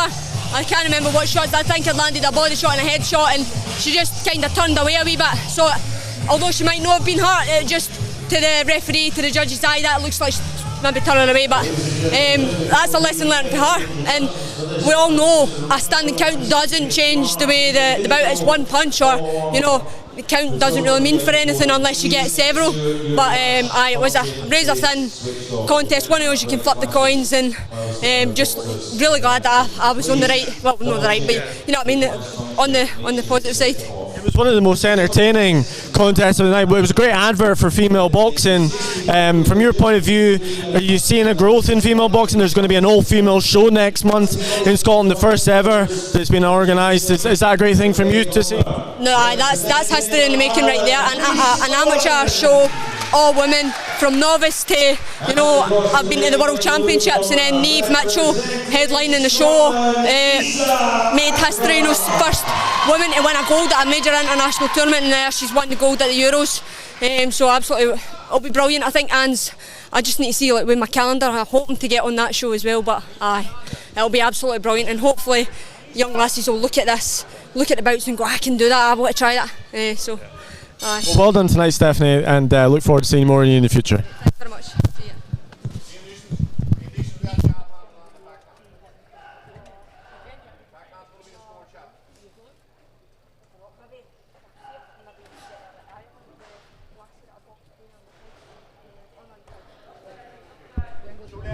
We go right into bout number 9, Akram in the blue corner, and Rhys, Owens in the red.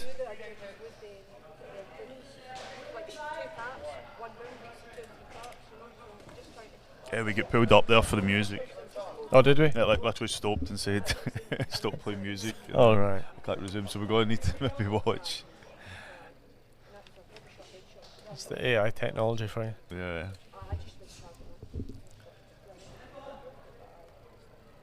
So I know Issa Akram well. This is his first elite. Is that, have I got that right? I believe it's his first, unless he was on a club show, it's his first elite as an international, certainly. Oh, that's. He fought at the Youth World Championships in November in Spain for Scotland. So he turned an elite boxer in January. I'm not aware that he's had a club contest, but it's not out of the realm of possibility.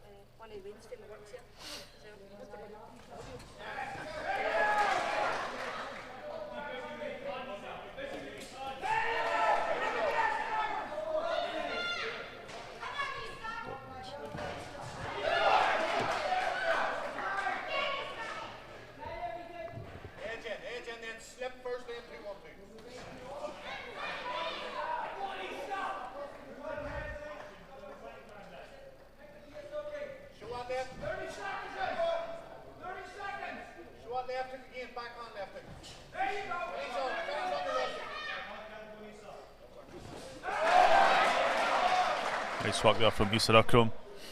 The crowd getting behind him. Supporting Rhys Owens, trying to turn up the pressure a bit. Final 10 seconds of round number 1.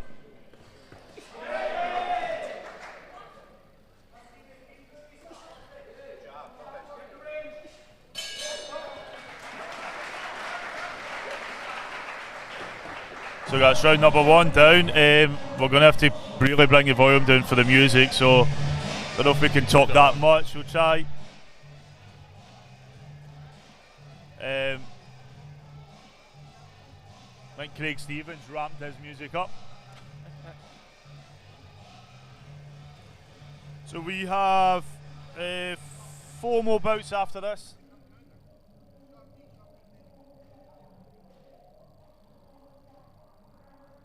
And we're just about to go to round number 2. Issa Akram in the blue corner, representing Scotland, and Rhys Owens representing Ireland in the red corner.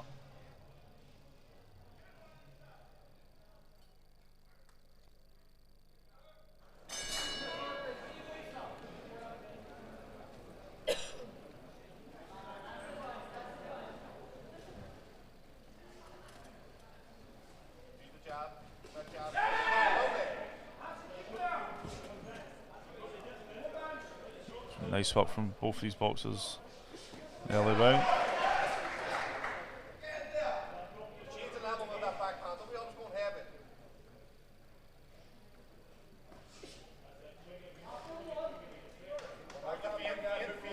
Very good boxer, Issa.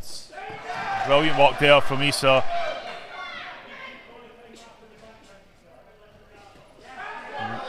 And nice return there from Rhys. He reached the final of an international tournament, youth tournament in Spain last year. There was a warm-up for the World Youth Championships. He got the silver medal. I felt it should have gone his way on the night. Oops,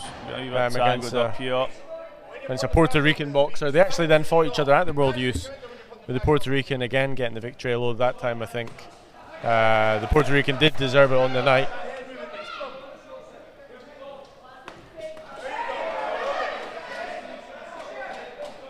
Great back and forth for this. I'm enjoying this. Great work there from Issa again, from that right and then that straight left.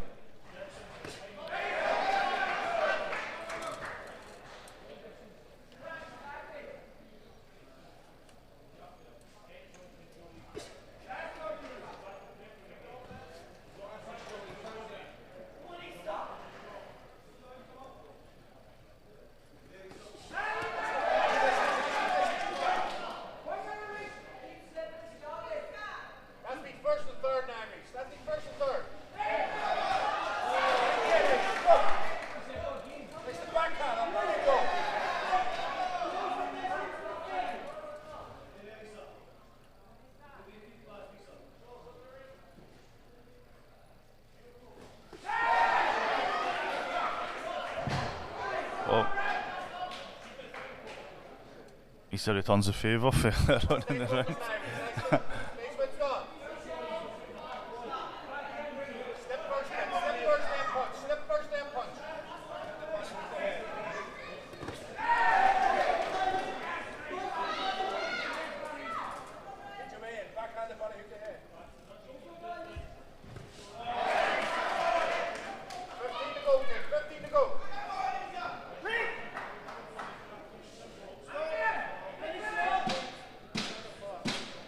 Final 10 seconds round number 2.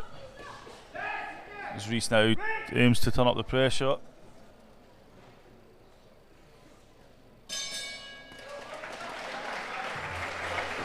Love watching these two. No, I don't care if he's arguing. I think Issa is nailing it. Rhys is still in it. But for me, Issa's been very, very comfortable in landing the cleaner shots. Look, the Irish, Rhys is now calling it a day, so this will the Irish team are ending the bout. So we'll lower the sound just for this music.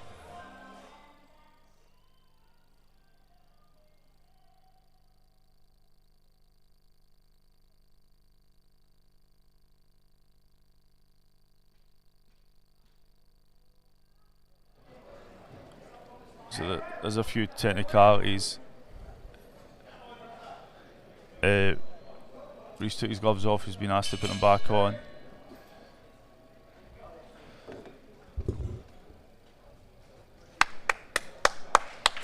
I started that clap there because I don't think anybody else understood what was going on.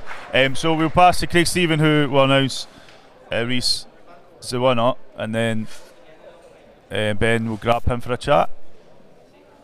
Just bear with us a few moments to sort this, but we'll pass to Craig Stephen in the ring with the official announcement.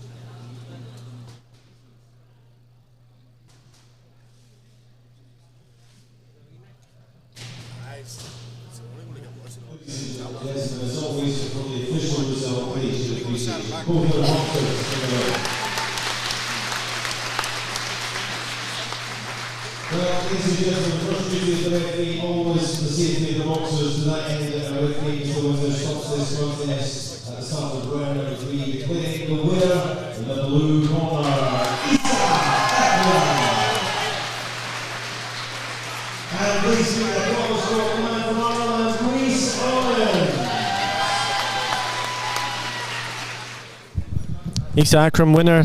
It was a stoppage in the end due to the injury to the Irish boxer. You looked really sharp in there. How did you feel?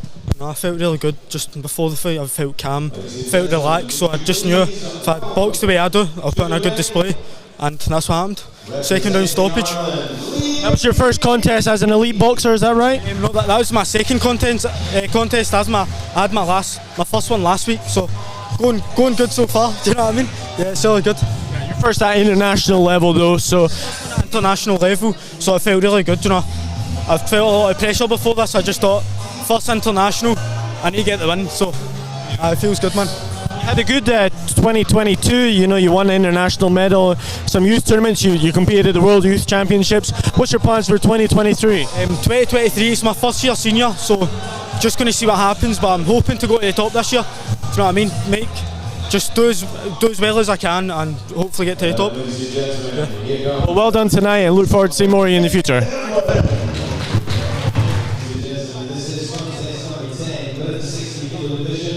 This is three-minute rounds and elite lightweight contest.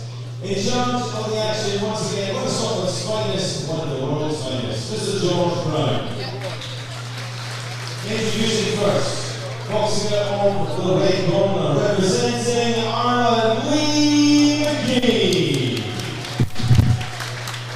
And across the ring, in the blue corner, representing Scotland, Devlin. Devlin.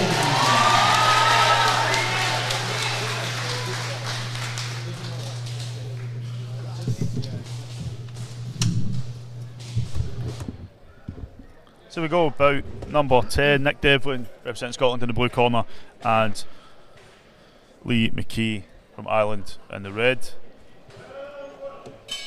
So it was 9-0 to Scotland on the night.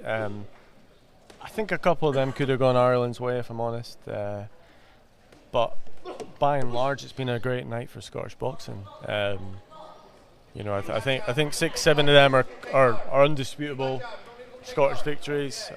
On the night, it's gone all 9. You know, the judges are the ones sat ringside. They're scoring the contest, so we've got to let them make the decision. But all in all, a really good night so far. Still got 4 more contests after this. 3 more. We've got Taylor Goff versus Casey Walsh, then Lennon Mulligan, Clepson De Santos, and ending with Luke Bibby versus Anthony Marnafi. Hope I pronounced all them right.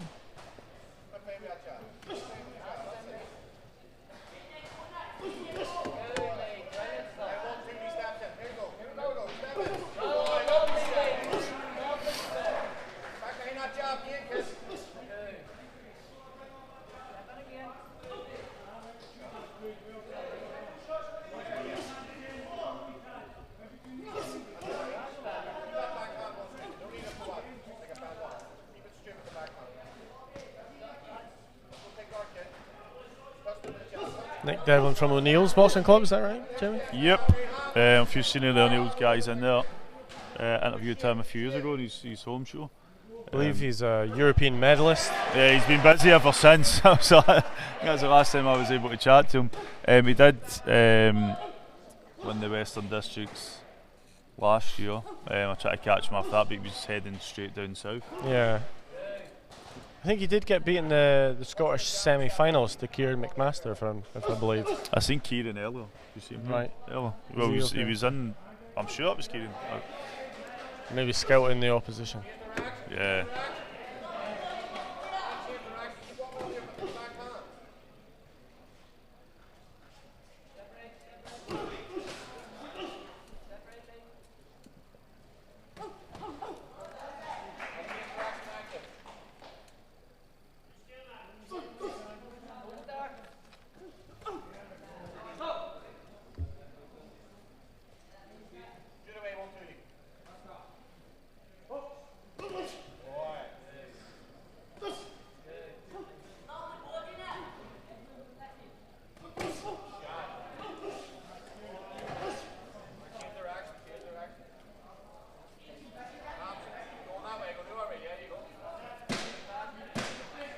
Now 10 seconds around number 1.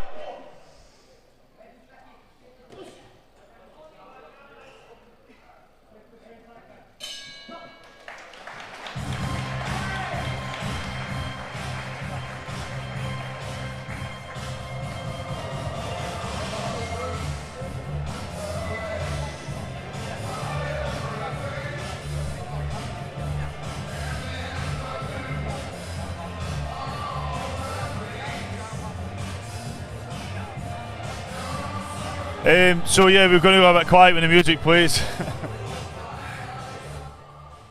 Craig Stevens determined to get us kicked off.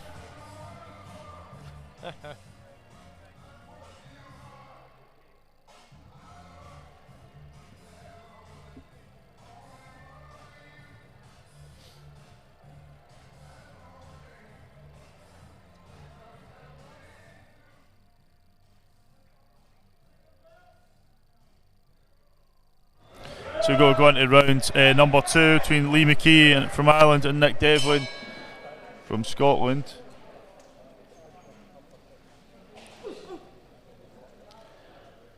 I feel like Lee's holding back some big power shots. I anticipate he's going to throw one to the body, and that's the same try to do it in the last round. But Nick picking up where he left off, try to force his own pace. Nice work there from Nick Devlin.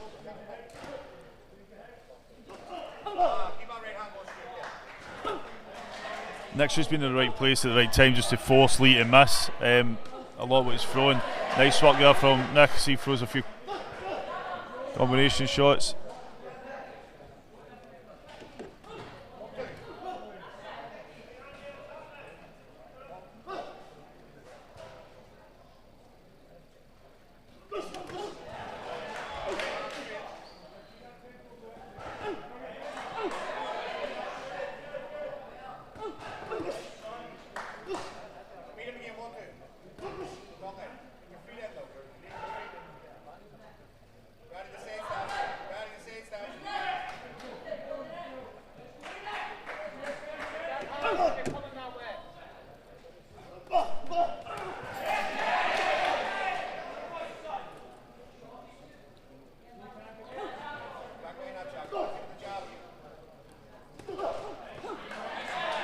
So Nick's definitely landing with accurate jabs. It's not to say that Lee's no trying to be as busy, but he's just no landing as much. He's yeah, it's good footwork from Nick. How he gets his feet position and then takes that little half step back, makes Lee punch and then comes back with the counter. It's slow. He's been the aggressor, but also trying to be the counter puncher. It's some clever stuff from Nick Devlin. Yeah. See, he comes forward, just takes that little half step back, Nick, while he's coming forward.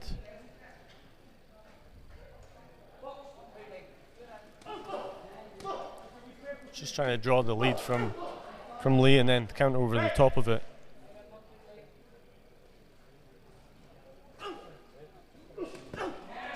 Nice uppercut there from Nick Devlin.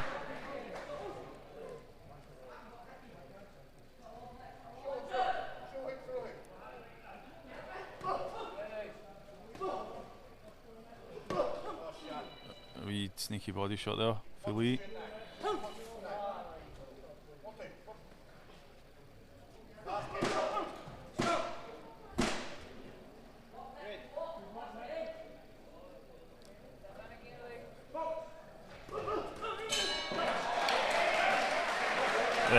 So nice wee round there. Oh, Craig, I thought he was going to keep the music a bit low. Yeah. But we should be alright. If we get another warning and it cuts off, we'll try and get back as soon as. I definitely think, for me, Nicky's been more accurate. I thought he won that round, certainly. The first round close, but second round for me, Nick Devlin. Still ought to play for the round number 3, but if it carries on the way, I see Nick picking this up. Yeah, I mean, he's got obviously a great pedigree, Nick. You know, if you win a European medal, whatever age group it is, you've got some quality about you. So we go third and final round. So he's kind of growing into the elite category, Nick. I think last year, think it was his first turn at the elite championships, having just turned over from a youth. Maybe I see the difference already, 12 months or 11 months later. I see a big difference in him tonight. He looks like a fully fledged elite boxer now. You know, he doesn't look like a. You see some of the other ones who they're 18, 19, and they're still, you can tell, a young boxer, but.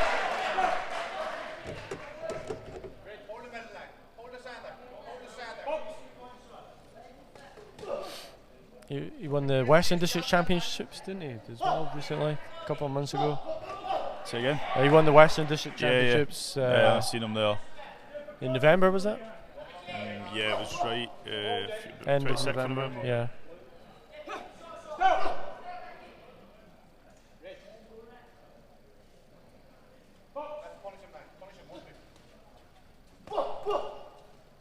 you ban him from the comment?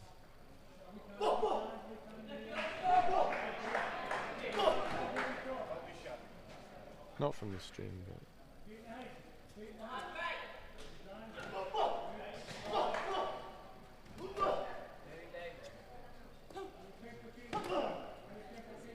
Not from the stream.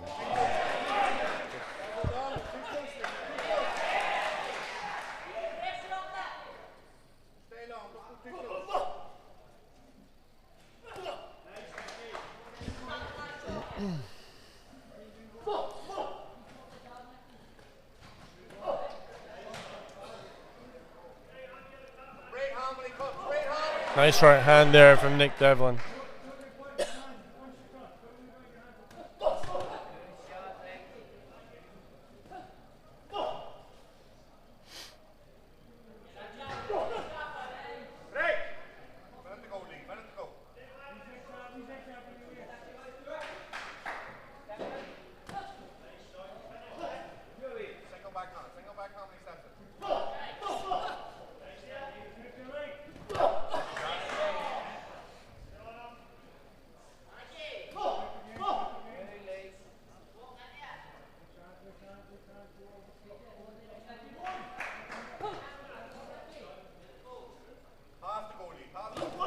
Great right hand, Nick Devlin again.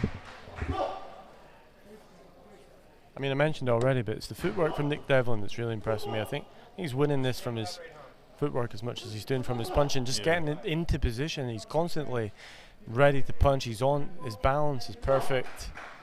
I would say with Lee, there is a nice wee left swing he throws when he is taking that step back, and it just catches Nick just in the jaw. I've seen it a few times, maybe 2 or 3 times throughout the bout. He's tried it again there. Lovely right hand again from Nick Devlin, end the contest. For me, I think that's another Scottish win. We'll see if the judges agree. So we'll go to Craig Stephen in the ring with the official announcement, and then Ben will speak to one of the boxers afterwards.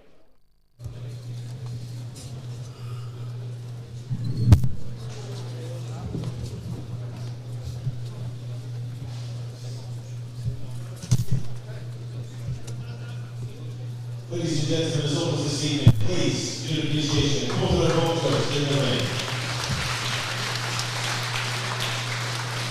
We go to our judges to have a unanimous decision. Goes in favour of the winner in the blue corner, Devlin. And ladies and gentlemen, let's hear it please, Ireland's McKee.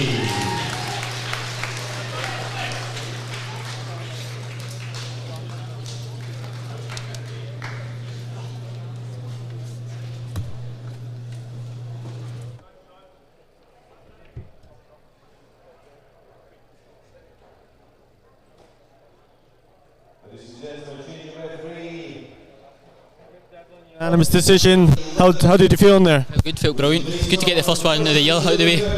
Now for a busy year. Off to Lithuania next week, so that's good prep for it. Yeah. We saw you a year ago in the Elite Championships. It looks like you've really grown into being an elite boxer now. So that was my first Elite Championship, so I've learned from there and I've grown into my weight. So I'm a good 60 now. Good 60. Aye.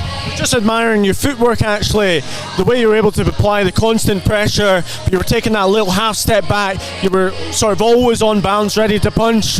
Is that something you feel is a real strength for you? Yeah, so that's really my style. I've been doing that for quite a lot of fights, but we knew the Irish boy, their style is kind of counter punch. They like to go kind of negative. So I was just trying to keep him in the front foot, overextend, come in with my shots. That's what I really kind of do. You've already had some great success as an amateur in the younger age groups, winning a European medal. What's your hopes for 2023? Well, just to keep on getting as much bouts as possible internationally. As I said, we're off to Lithuania next week for a camping competition.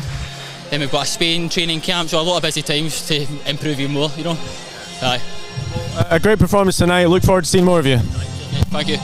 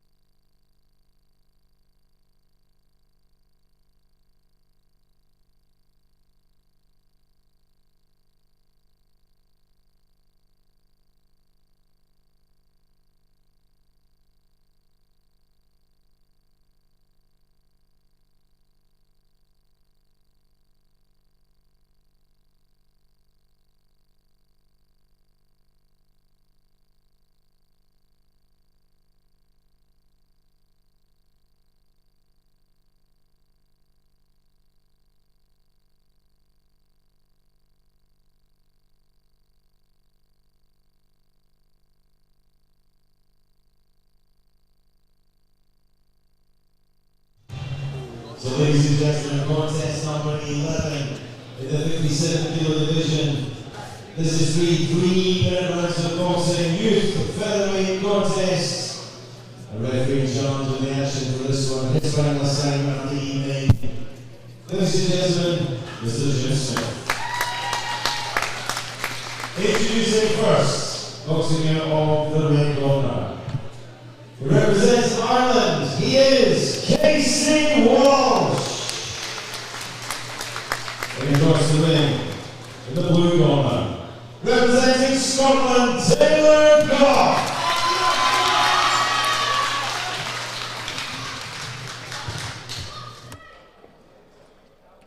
This is bout number 11. Two more after this, but Taylor Goff in the blue corner and Casey Walsh in the red. Your referee, Mr. Jim Smith.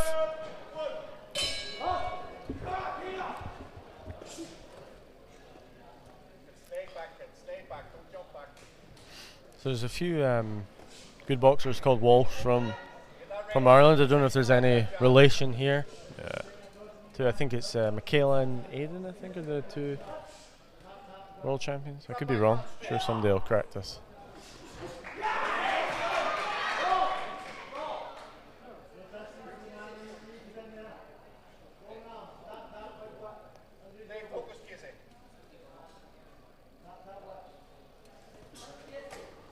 So we're back. This is our final youth contest of the evening. The first 5 were youths. We've been elite since then, and the final, this is a youth featherweight. Taylor Goff, Scotland in the blue. Casey Walsh, Ireland in the red.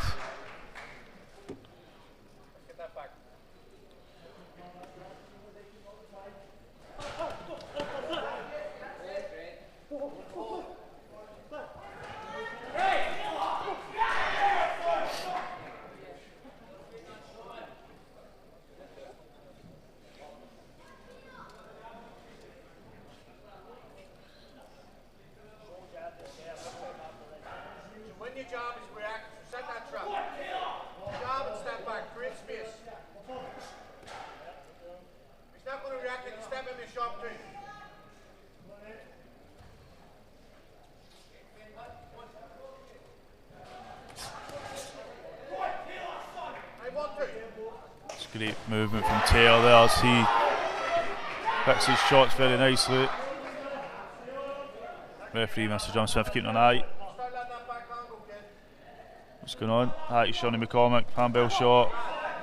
Archie Dury, Lynn McCallum, Stephen Petrie still watching.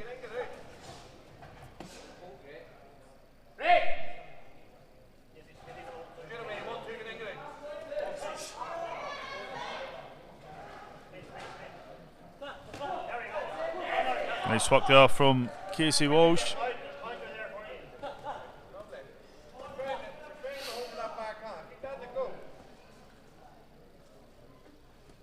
And Casey's starting to slowly start finding his rhythm. He just needs to watch that holding. I know it can be difficult, but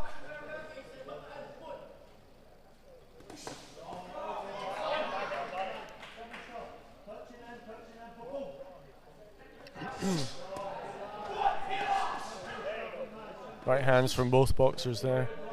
Certainly feels like a close contest so far. yeah, it's starting to. I mean, Casey started to find his rhythm a bit more later. Earlier in the round, you've seen it was like earlier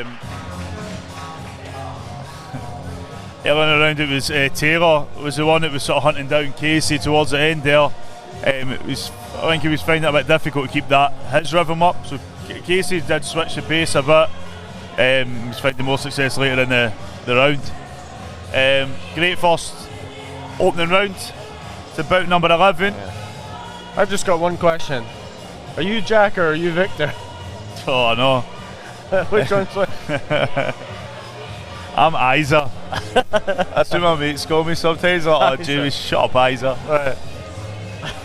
Right. So Alicia Walsh is watching online, supporting Casey. He had a great first round there. We'll see how it continues as we go into round number 2 here for bout number 11. You're watching the Scotland vs Ireland Dual International. Do you know how many? He's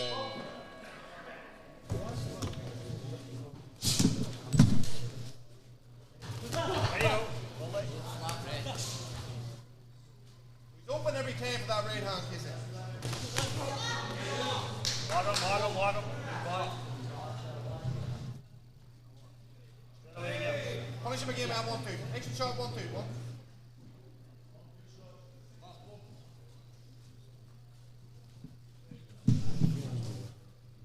Sharp keys. Sharp Fionn. Here he comes. Ready to save that.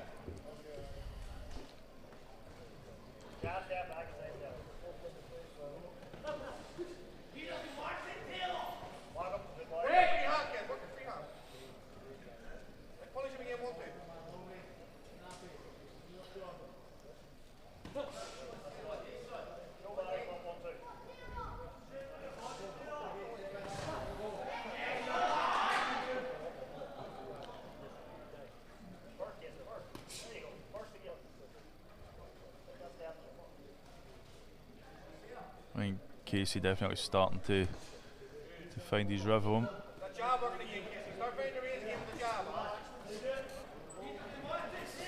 But Taylor trying to go back to that, hunting down his opponent, put him in the back foot.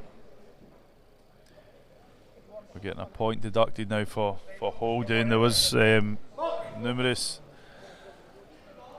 warnings in the first round.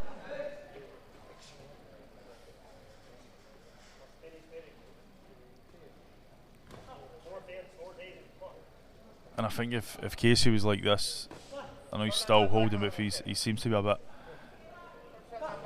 better at sort of moving in, backing out than he did in the first round. They're not getting tangled up too much. Casey is finding some success where Taylor's using that reach a bit better.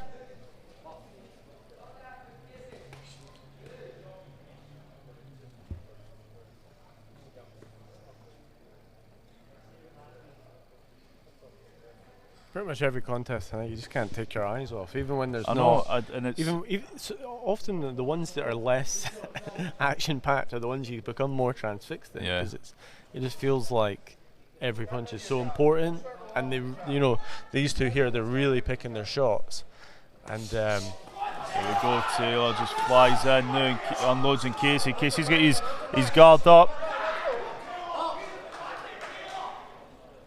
You're just waiting for that moment there where you know it's coming at some point. Yeah. They're gonna let the shots go. Final few seconds of round number 2.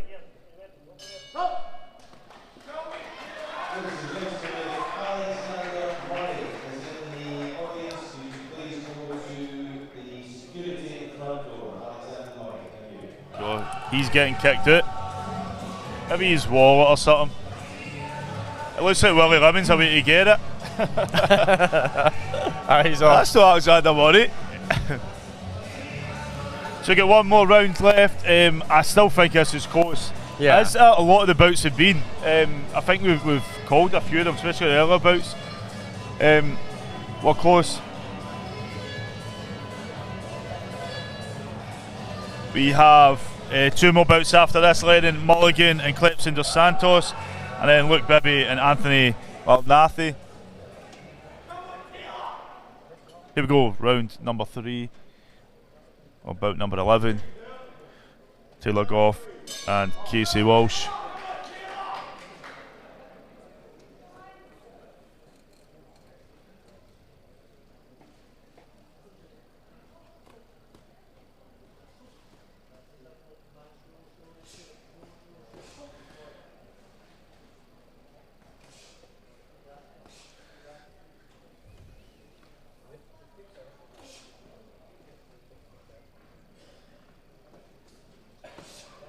Nice body shot there from Taylor Goff.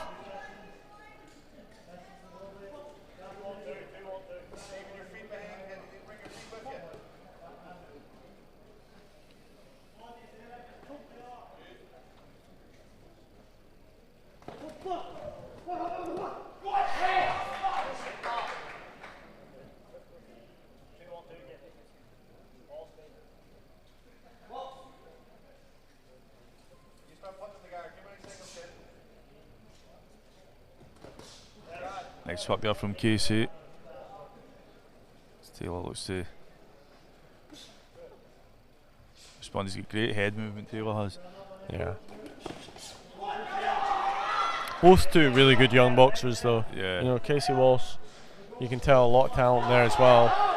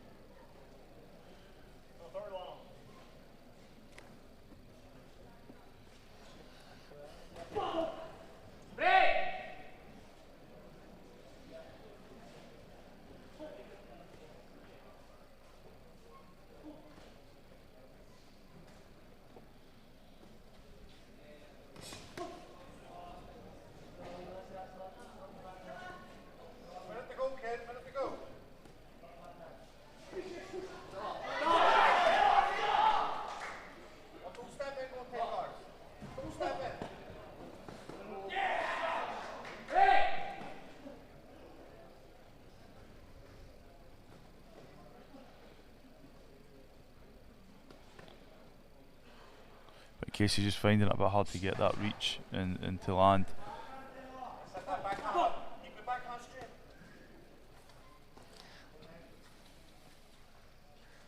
Always feel we go a bit quiet when it's these kind of Oh, KJ no, contests, but I think we're just like we're so focused on what's going on that we end up. We'll get filming this 10 seconds. There we go. I think there's. Can they keep the pace all right throughout? Great head movement there from Casey, but I just think for me, Taylor landed. I think he done enough. There It for was the close. win. It was one of the closer ones tonight, but it was two good boxers, two good young boxers. Obviously, these are youth. We'll pass back to Craig Stephen in the ring. We'll find out who the winner is. Don't go anywhere. 2 more bouts left.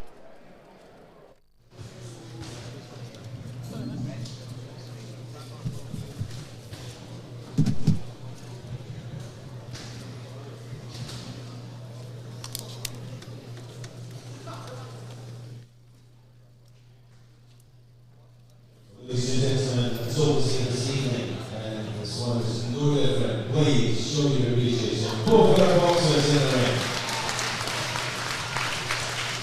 We go to the judges' unanimous decision in favour of the winner in the blue corner, Taylor.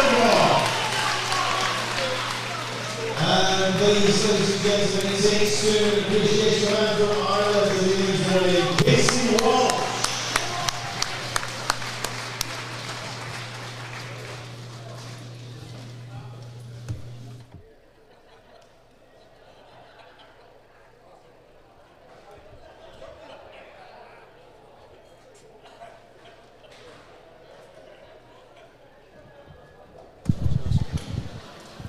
We've got Taylor Goff, unanimous decision winner. You were just saying that was your first 3-minute contest. How was it for you? I don't know, it felt different obviously for the 2 minutes. I felt it was a 1 and 2.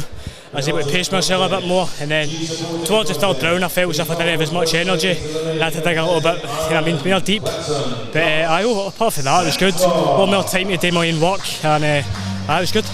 Was it almost the mental concentration that you needed? Because it was a bit of a cagey affair. You know, you're both looking for that perfect shot. It was kind of tit for tat, just seeing who's switched off, and we're both just trying to look for big shots. So I had to keep my concentration up a few times. You know what I mean? I lost my concentration, I get caught, but apart from that, I felt, well, when I did keep my concentration, I was kind of all over him, and he was just kind of on the back foot. I was chasing him down, but it was a lot harder, I thought. And then what's your plans for 2023?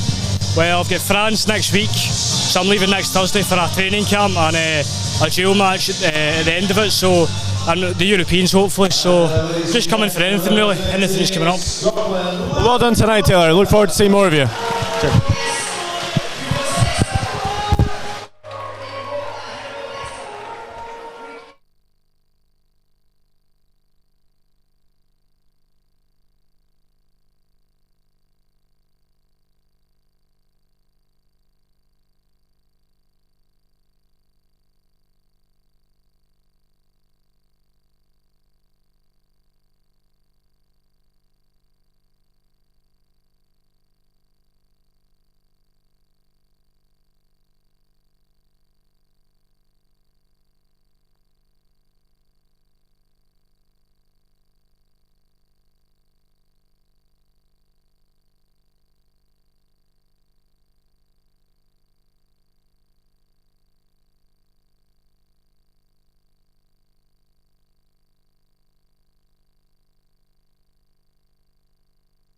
This is our chief supporting contest for the evening. We're in the 51 kilo division. Three-minute rounds of boxing, an elite flyweight contest. The referee judge for this one, his final assignment, Mr. James Thompson. Introducing first, boxing out the ring corner, representing Ireland, here is Paton dos Santos. And you're bringing the blue corner, representing Scotland, Mullen.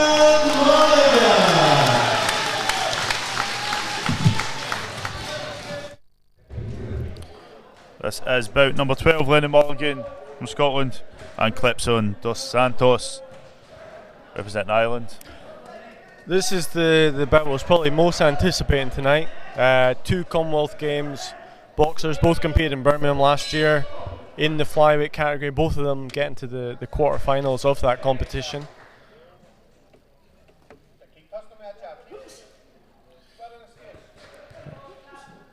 This is an elite flyweight contest. Lennon Mulligan from Scotland in the blue, Clipson dos Santos from Ireland in the red, who represented Northern Ireland last summer at the games in Birmingham.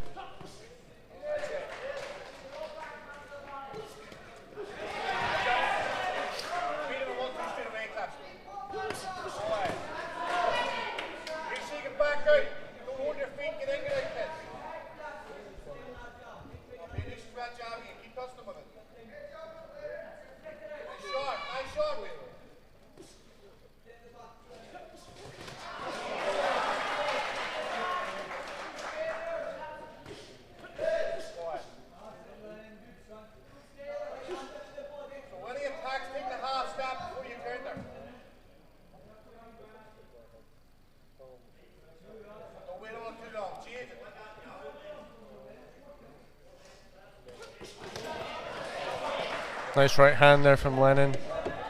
Getting Clipson up against the rope.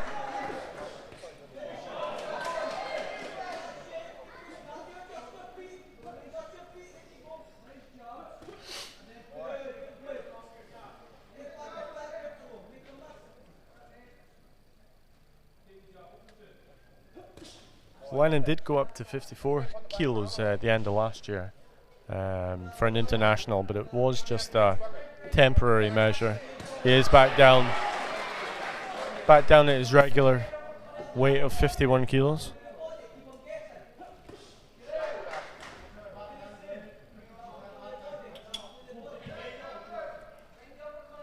As we mentioned at the start of the stream, Lennon, one of 3 Scottish boxers currently on assessment to join the GB boxing squad in Sheffield. We've got 2 boxers currently on that squad, Rhys Lynch and Sam Hickey, our Commonwealth Games gold medal winners.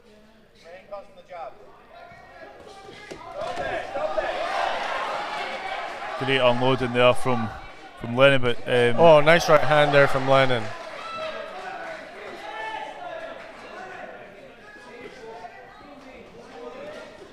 Clipson returning the favour. You can tell both are high quality operators.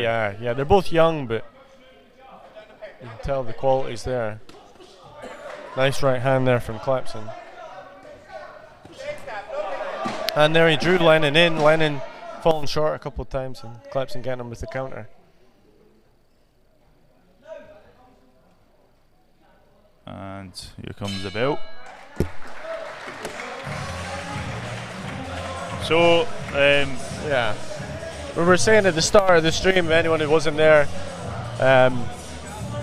Clipson trying to pretend to be the Northern Irish table tennis player at the Commonwealth Games. That myth was quickly dispelled when I beat him at table tennis. So I do hold a victory over Clipson dos Santos. Can Lennon Mulligan get a victory over him? We'll find out. He was a character, he was a joker. Yeah. He was a good guy, he was a young guy, but a bit of banter. There was some good banter in the village between the camps, yeah. So we're just about to get into round number 2 for bout number 12. One more bout after this. Lennon Mulligan in the blue corner from Scotland and Clipson dos Santos in the red corner for Ireland. Here we go, round number 2.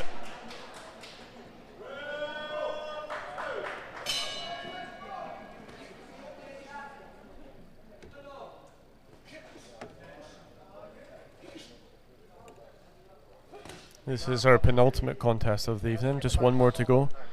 Luke Bibby versus Anthony Malnafi. This is our co-main event.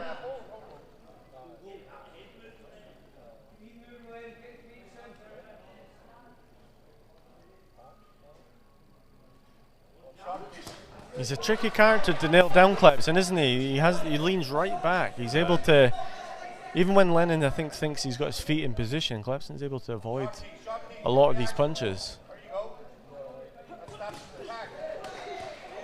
Right hand gets through there from Lennon. He does keep his hands down. I mean, he's got great reflexes, Clepson, but he is still being caught, and a left hook catches there. And he's taking these shots, these big shots. So. Yeah. He was stopped at the Commonwealth Games, Clepson. But Jake Dodd from Wales stopped him. I believe it was maybe a second round stoppage. So you better be careful not to take too many of these shots.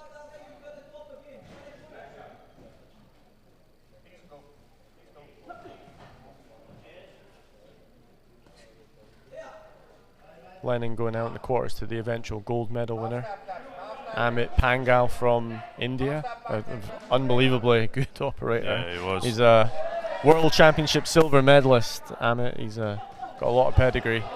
He showed it that night, but Lennon showed a hell of a lot of heart in that contest. Kept pushing for the full 3 rounds.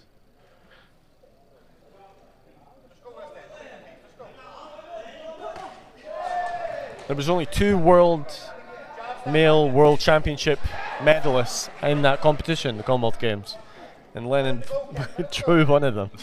The other one being Rhys Lynch, Scotland's own Rhys Lynch, a World Championship bronze medalist. But Ahmed was the only other male boxer with a World Championship medal going into that. He certainly would have been one of the few who would have been up for boxer of the tournament. Actually, he comfortably beat the English lad in the final to win the flyweight title.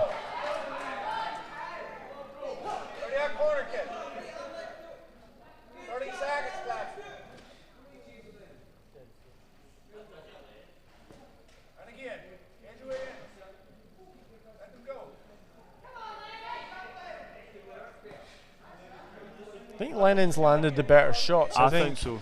I mean, a nice one there from Clepson, but well, but he's doing a good job evading a lot of the shots, Clepson, but he's coming back and landing with his own is probably what he needs to work at. If he could make him miss and make him pay, he'd be some boxer. He's certainly making Lennon miss, but Lennon has still managed to land 2 or 3 good hard shots. Yeah. It's hard to remember too many clean shots from the other way from Clepson, as good as his defensive work has been at times.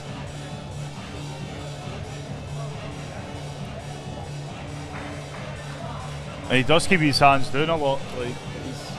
Yeah.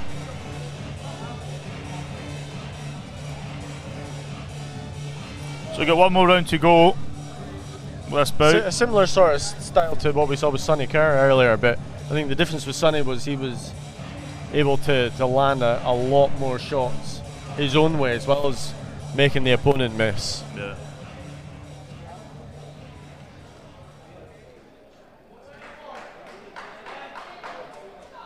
This is third and final round for bout number 12.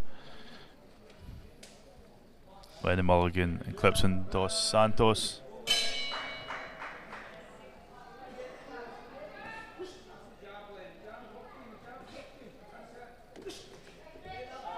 Yeah, a couple of comments. Yeah, there was a couple of female world medalists as well. I did say there was only 2 male world medalists, but yeah, there were some other female boxers who were world medalists at the games in Birmingham. So cheers for that, Sean.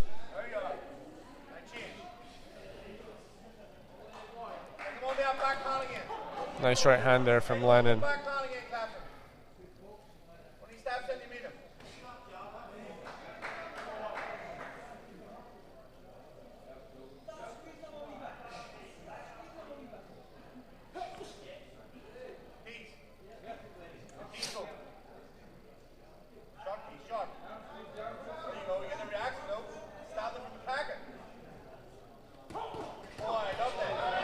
Both landing right hands there.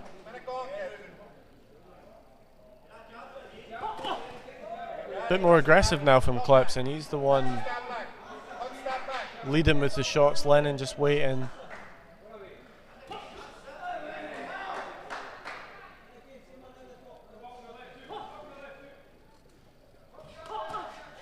Nice left hook there from Lennon.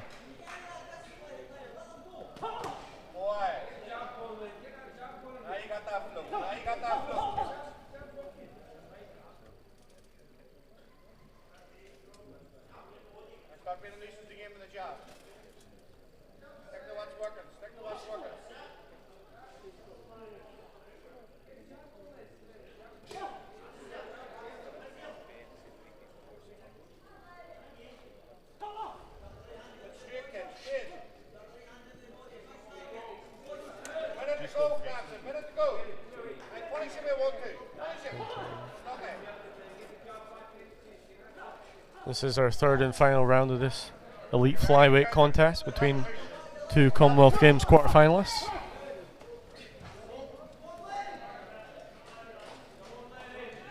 I think Lennon's one of the few from that Commonwealth team who'll maybe be a good candidate for the next Commonwealth Games. We've seen some turnover. We've seen Sean Lazzarini and Matthew McHale and Tyler Jolly, all medalists, turn professional since the Games. Tyler Jolly that's selling the Tyler Jolly t-shirts. Yeah. As you heard tonight, he's calling out Jake Paul. Yeah, too right.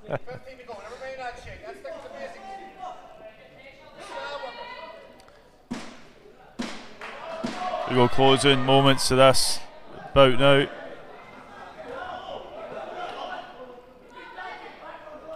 Lennon's asking for it. So we pass to Craig Stephen, the official announcement in the ring.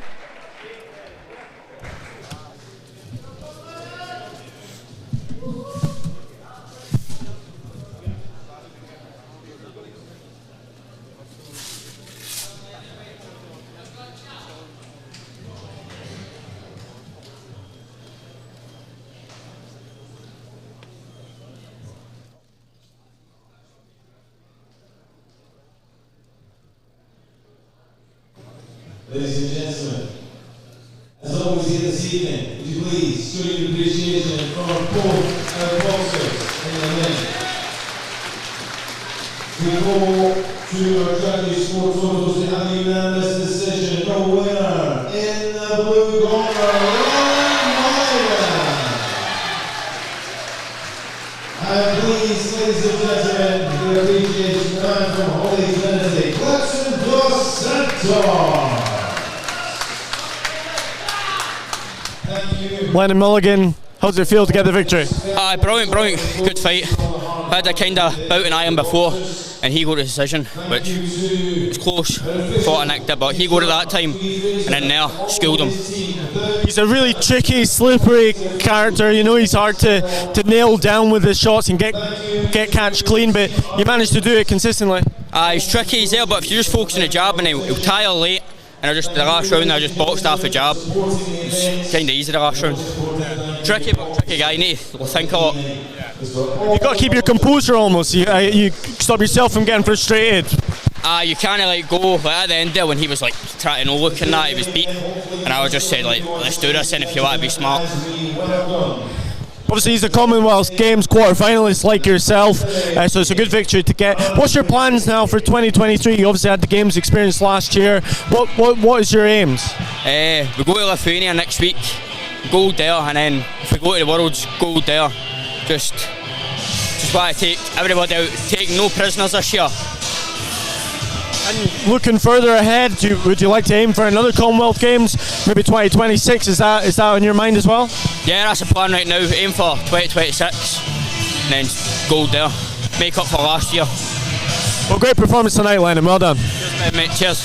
Ladies and gentlemen, once again, you're all very welcome here to the Limond Sports Complex for our feature contest of the evening. Brought to you by Boxing Scotland. 3 3-minute rounds of boxing and the elite light-welterweight contest. Within the 63.5 kilo division, all our officials, ringside appointed by Boxing Scotland. Official charge of supervisor, Mr. Louis Fraser, event boxer, Dr. Ronnie Sidney, on the bell, timekeeper, Mr. Ryan O'Rourke, on the sound of the bell, our 3-star referee, Mr. George Brown. And so, ladies and gentlemen, in attendance here at Lakeside, for those watching us live on JETV, the officials are ready. The boxers are ready. Are you ready for the main event? Introducing first in boxing off the red corner, wearing red with white, he stands before you as the reigning Light-Welterweight champion of Ulster. Please welcome to Scotland, Anthony Duffy. And across the ring, in the blue corner, wearing blue and white, he stands before you as the reigning GB Three Nations Light-Welterweight champion representing Scotland, Luke Bailey.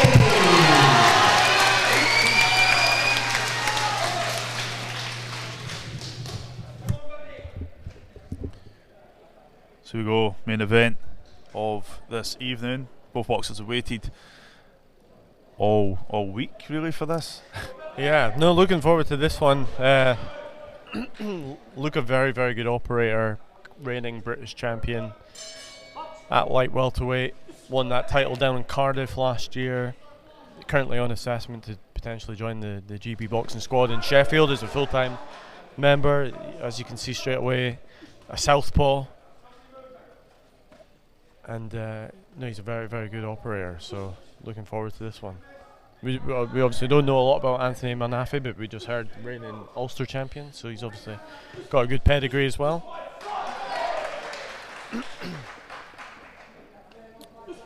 Luke is certainly one of the stronger boxers in Scotland. Obviously, we sent a team of 8 to the Commonwealth Games last year. I think make a good argument Luke is in the top 8 or 10 boxers in Scotland. I think the only issue for him was he's got Rhys Lynch at the same weight, who's reigning World Championship bronze medalist and went and won the Commonwealth Games gold medal. So I think that was probably one of the only reason why he wasn't in that squad, to be honest.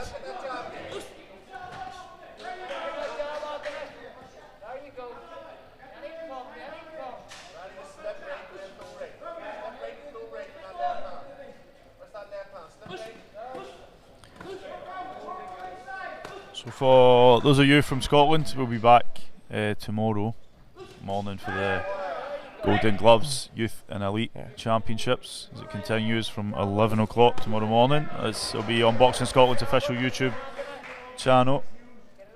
Hopefully you can join us, Jared. Yeah, Jared, if you want to watch. 11 AM tomorrow.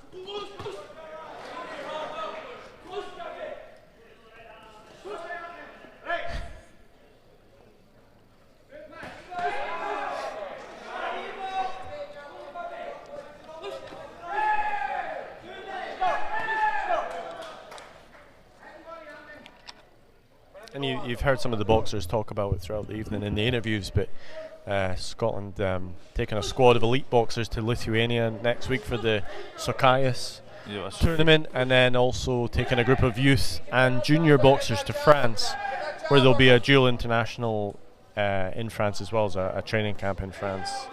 Oro Zalaji, who's in the audience, he'll be going with them as well. To Lithuania, yeah.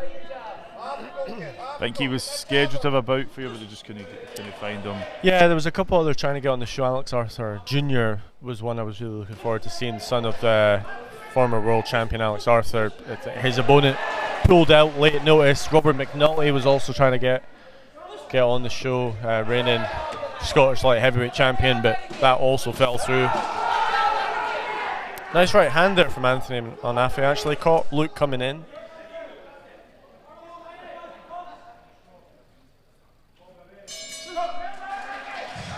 That's that punch you want to throw against a southpaw, that straight right hand, and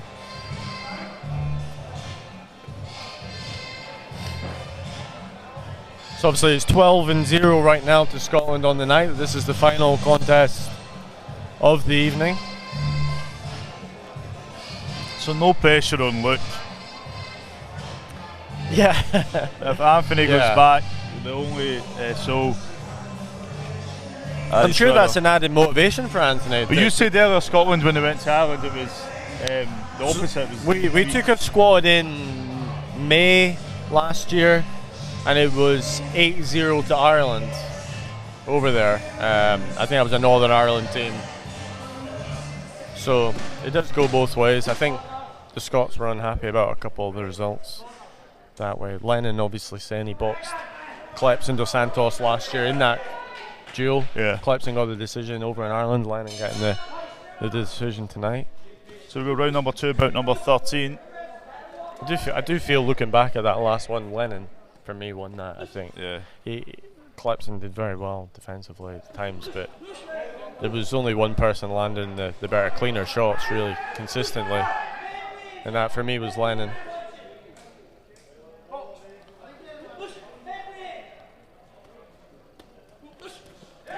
Round 2 of our final contest of the night. Another right hand does get through there from Anthony, and again he's landed 2 or 3 of these now. Luke maybe just has to get his left hand a little bit higher to block those shots.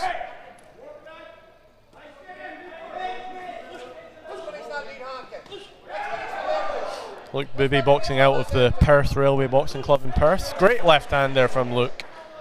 That seemed to wobble Anthony a little bit. That straight left hand from the southpaw stance.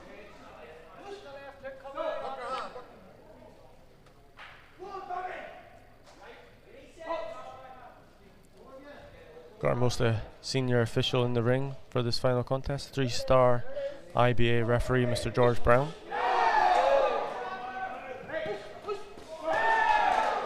Nice right hand there as well, right hook from Luke coming out of the clinch.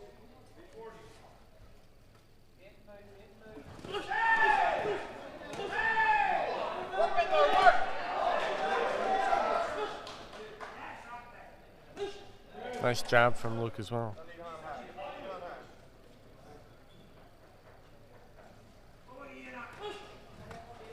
Luke's really picked up since Anthony landed those 2 or 3 straight right hands. Yeah. Seemed to spur him on, and you can see the output's gone up since then. Again, another right hook there. That's really been the punch of the round so far, that right hook from Luke Bibby.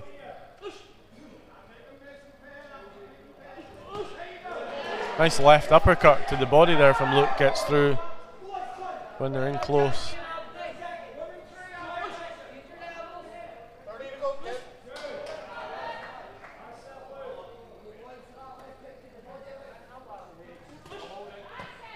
But Anthony's still very much in this contest.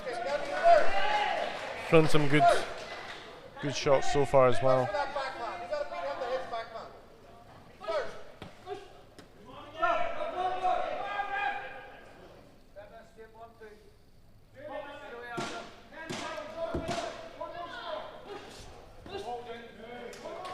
Around a few seconds around number 2.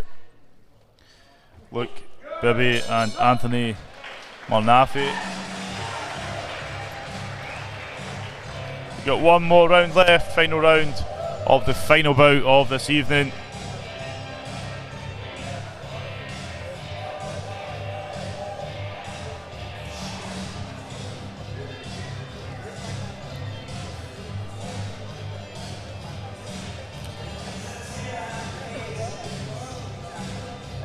So don't go away without saying goodbye. Make sure you click like and subscribe. Oh, you don't need to JTV subscribe works different, but click like and subscribe in Boxing Scotland. JTV will charge you $3.49 if you click subscribe.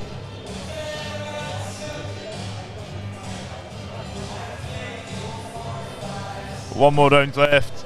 This is bout 13, round number 3.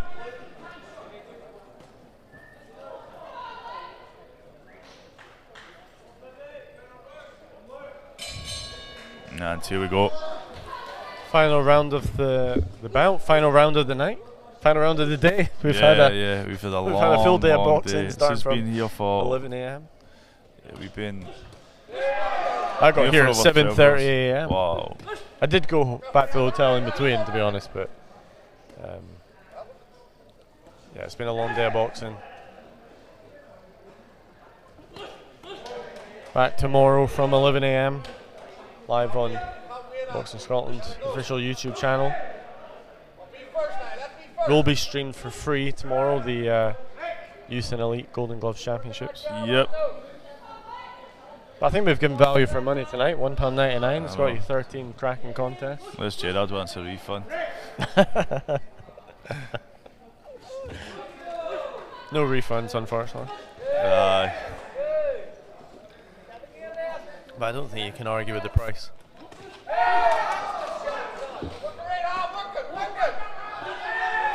Nice work there from Anthony as these two get up close and personal.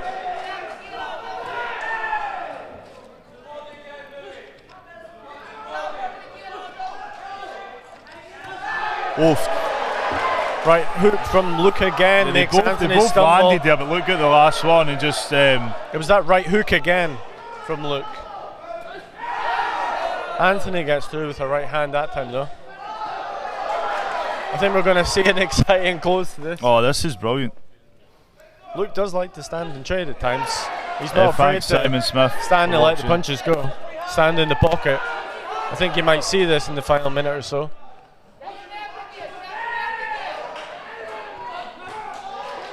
He's willing to stand in the range of fire, Luke, to let his own shots go.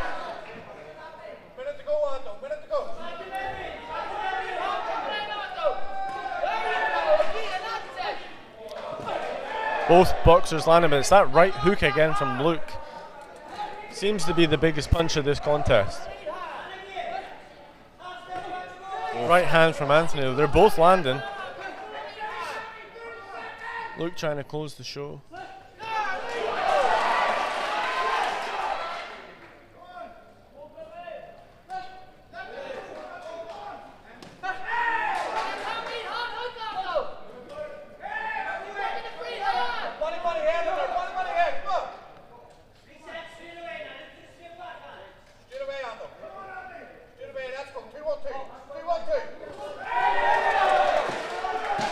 Final 10 seconds of round number 3. Then we'll have a winner for you. I think this will be close. Great work there from both boxers.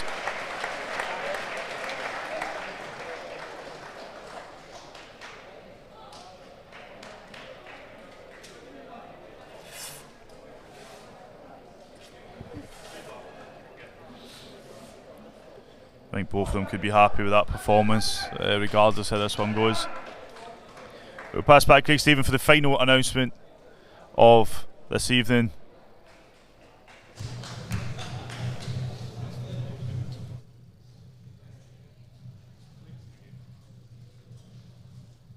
So ladies and gentlemen, for the final time this evening, please show your appreciation to both our boxers in the ring.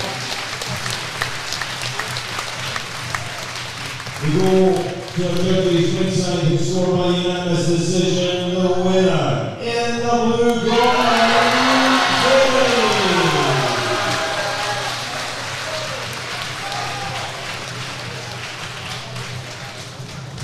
and please, ladies and gentlemen, see if we get the name right this time, because I didn't get it right out there. Good appreciation, I see the leads of the champion all-star, Anthony!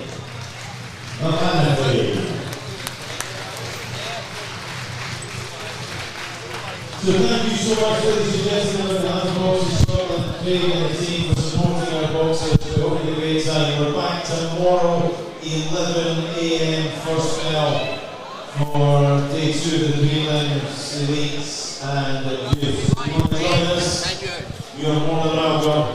Have a safe journey home. Luke, unanimous decision victory. Great performance. How do you feel in there? Yeah, I feel good, man. Yeah, first one back since November, so good to get back out there in action before we tour Europe on Lithuania next week. So good to get back out there. Happy days. It was a great finish to the bout. You weren't shy to stand and trade there. I'm trying to box a bit more recently. I've been doing it. I've been showing it in the gym. Could have done it a bit more there, but it is what it is. you know, pressure makes diamonds or it bursts pipes, and I'm always prepared for both outcomes because I'm a plumber by trade. Were you confident you had the decision in the bag when? The decision, I just could have made it easy for myself, to be honest. A bit disappointed in that, but good performance, happy. Keep the winning train going, happy days. I want to say thanks to everyone that came to support me. I got a big crowd here today, happy days, and big thanks, Mum and Dad, all my supporters, the baby team, thanks so much, love you guys, thank you. You're currently on assessment for the GB boxing squad. Is that a big aim for you going into 2023? Yeah, huge aim. I want to be down there where that's where you get the best sparring, the best preparation for tournaments, etc. And yeah, that's where I want to be, totally. And your victory tonight completes a clean sweep for Scotland, 13 wins out of 13. You can't ask for much more than that. There was a lot of pressure going in there. I seen it was 12-0. Aye man, yeah, happy to get the win. In front of everyone that came to support me as well. Happy days, yeah. Good stuff. Boom. Great performance tonight, Luke. Look forward to seeing more of you. Yeah, thank you very much. Cheers, everyone, back home. So guys, that's it from me and Ben. We will be back tomorrow for Boxing Scotland's Golden Gloves Youth and Elite Championships from 11 o'clock on Boxing Scotland's YouTube channel. Ben, great night, thank you. A fantastic night of boxing. Some great boxers from both countries, from Scotland and from Ireland. Obviously Scotland having the luck tonight, but a great night of boxing. Hope everyone enjoyed it. This was a trial for us. First time we've trialled the pay-per-view. $1.99 though. You were wanting to charge $25. I know. No, $1.99. So I hope everyone's enjoyed it at home, both in Scotland and in Ireland. And come join us tomorrow. We'll be here. Tonight. See you tomorrow morning. Have a good night. Take care, and hope the guys travel back Ireland safely. That's it from us. See you soon.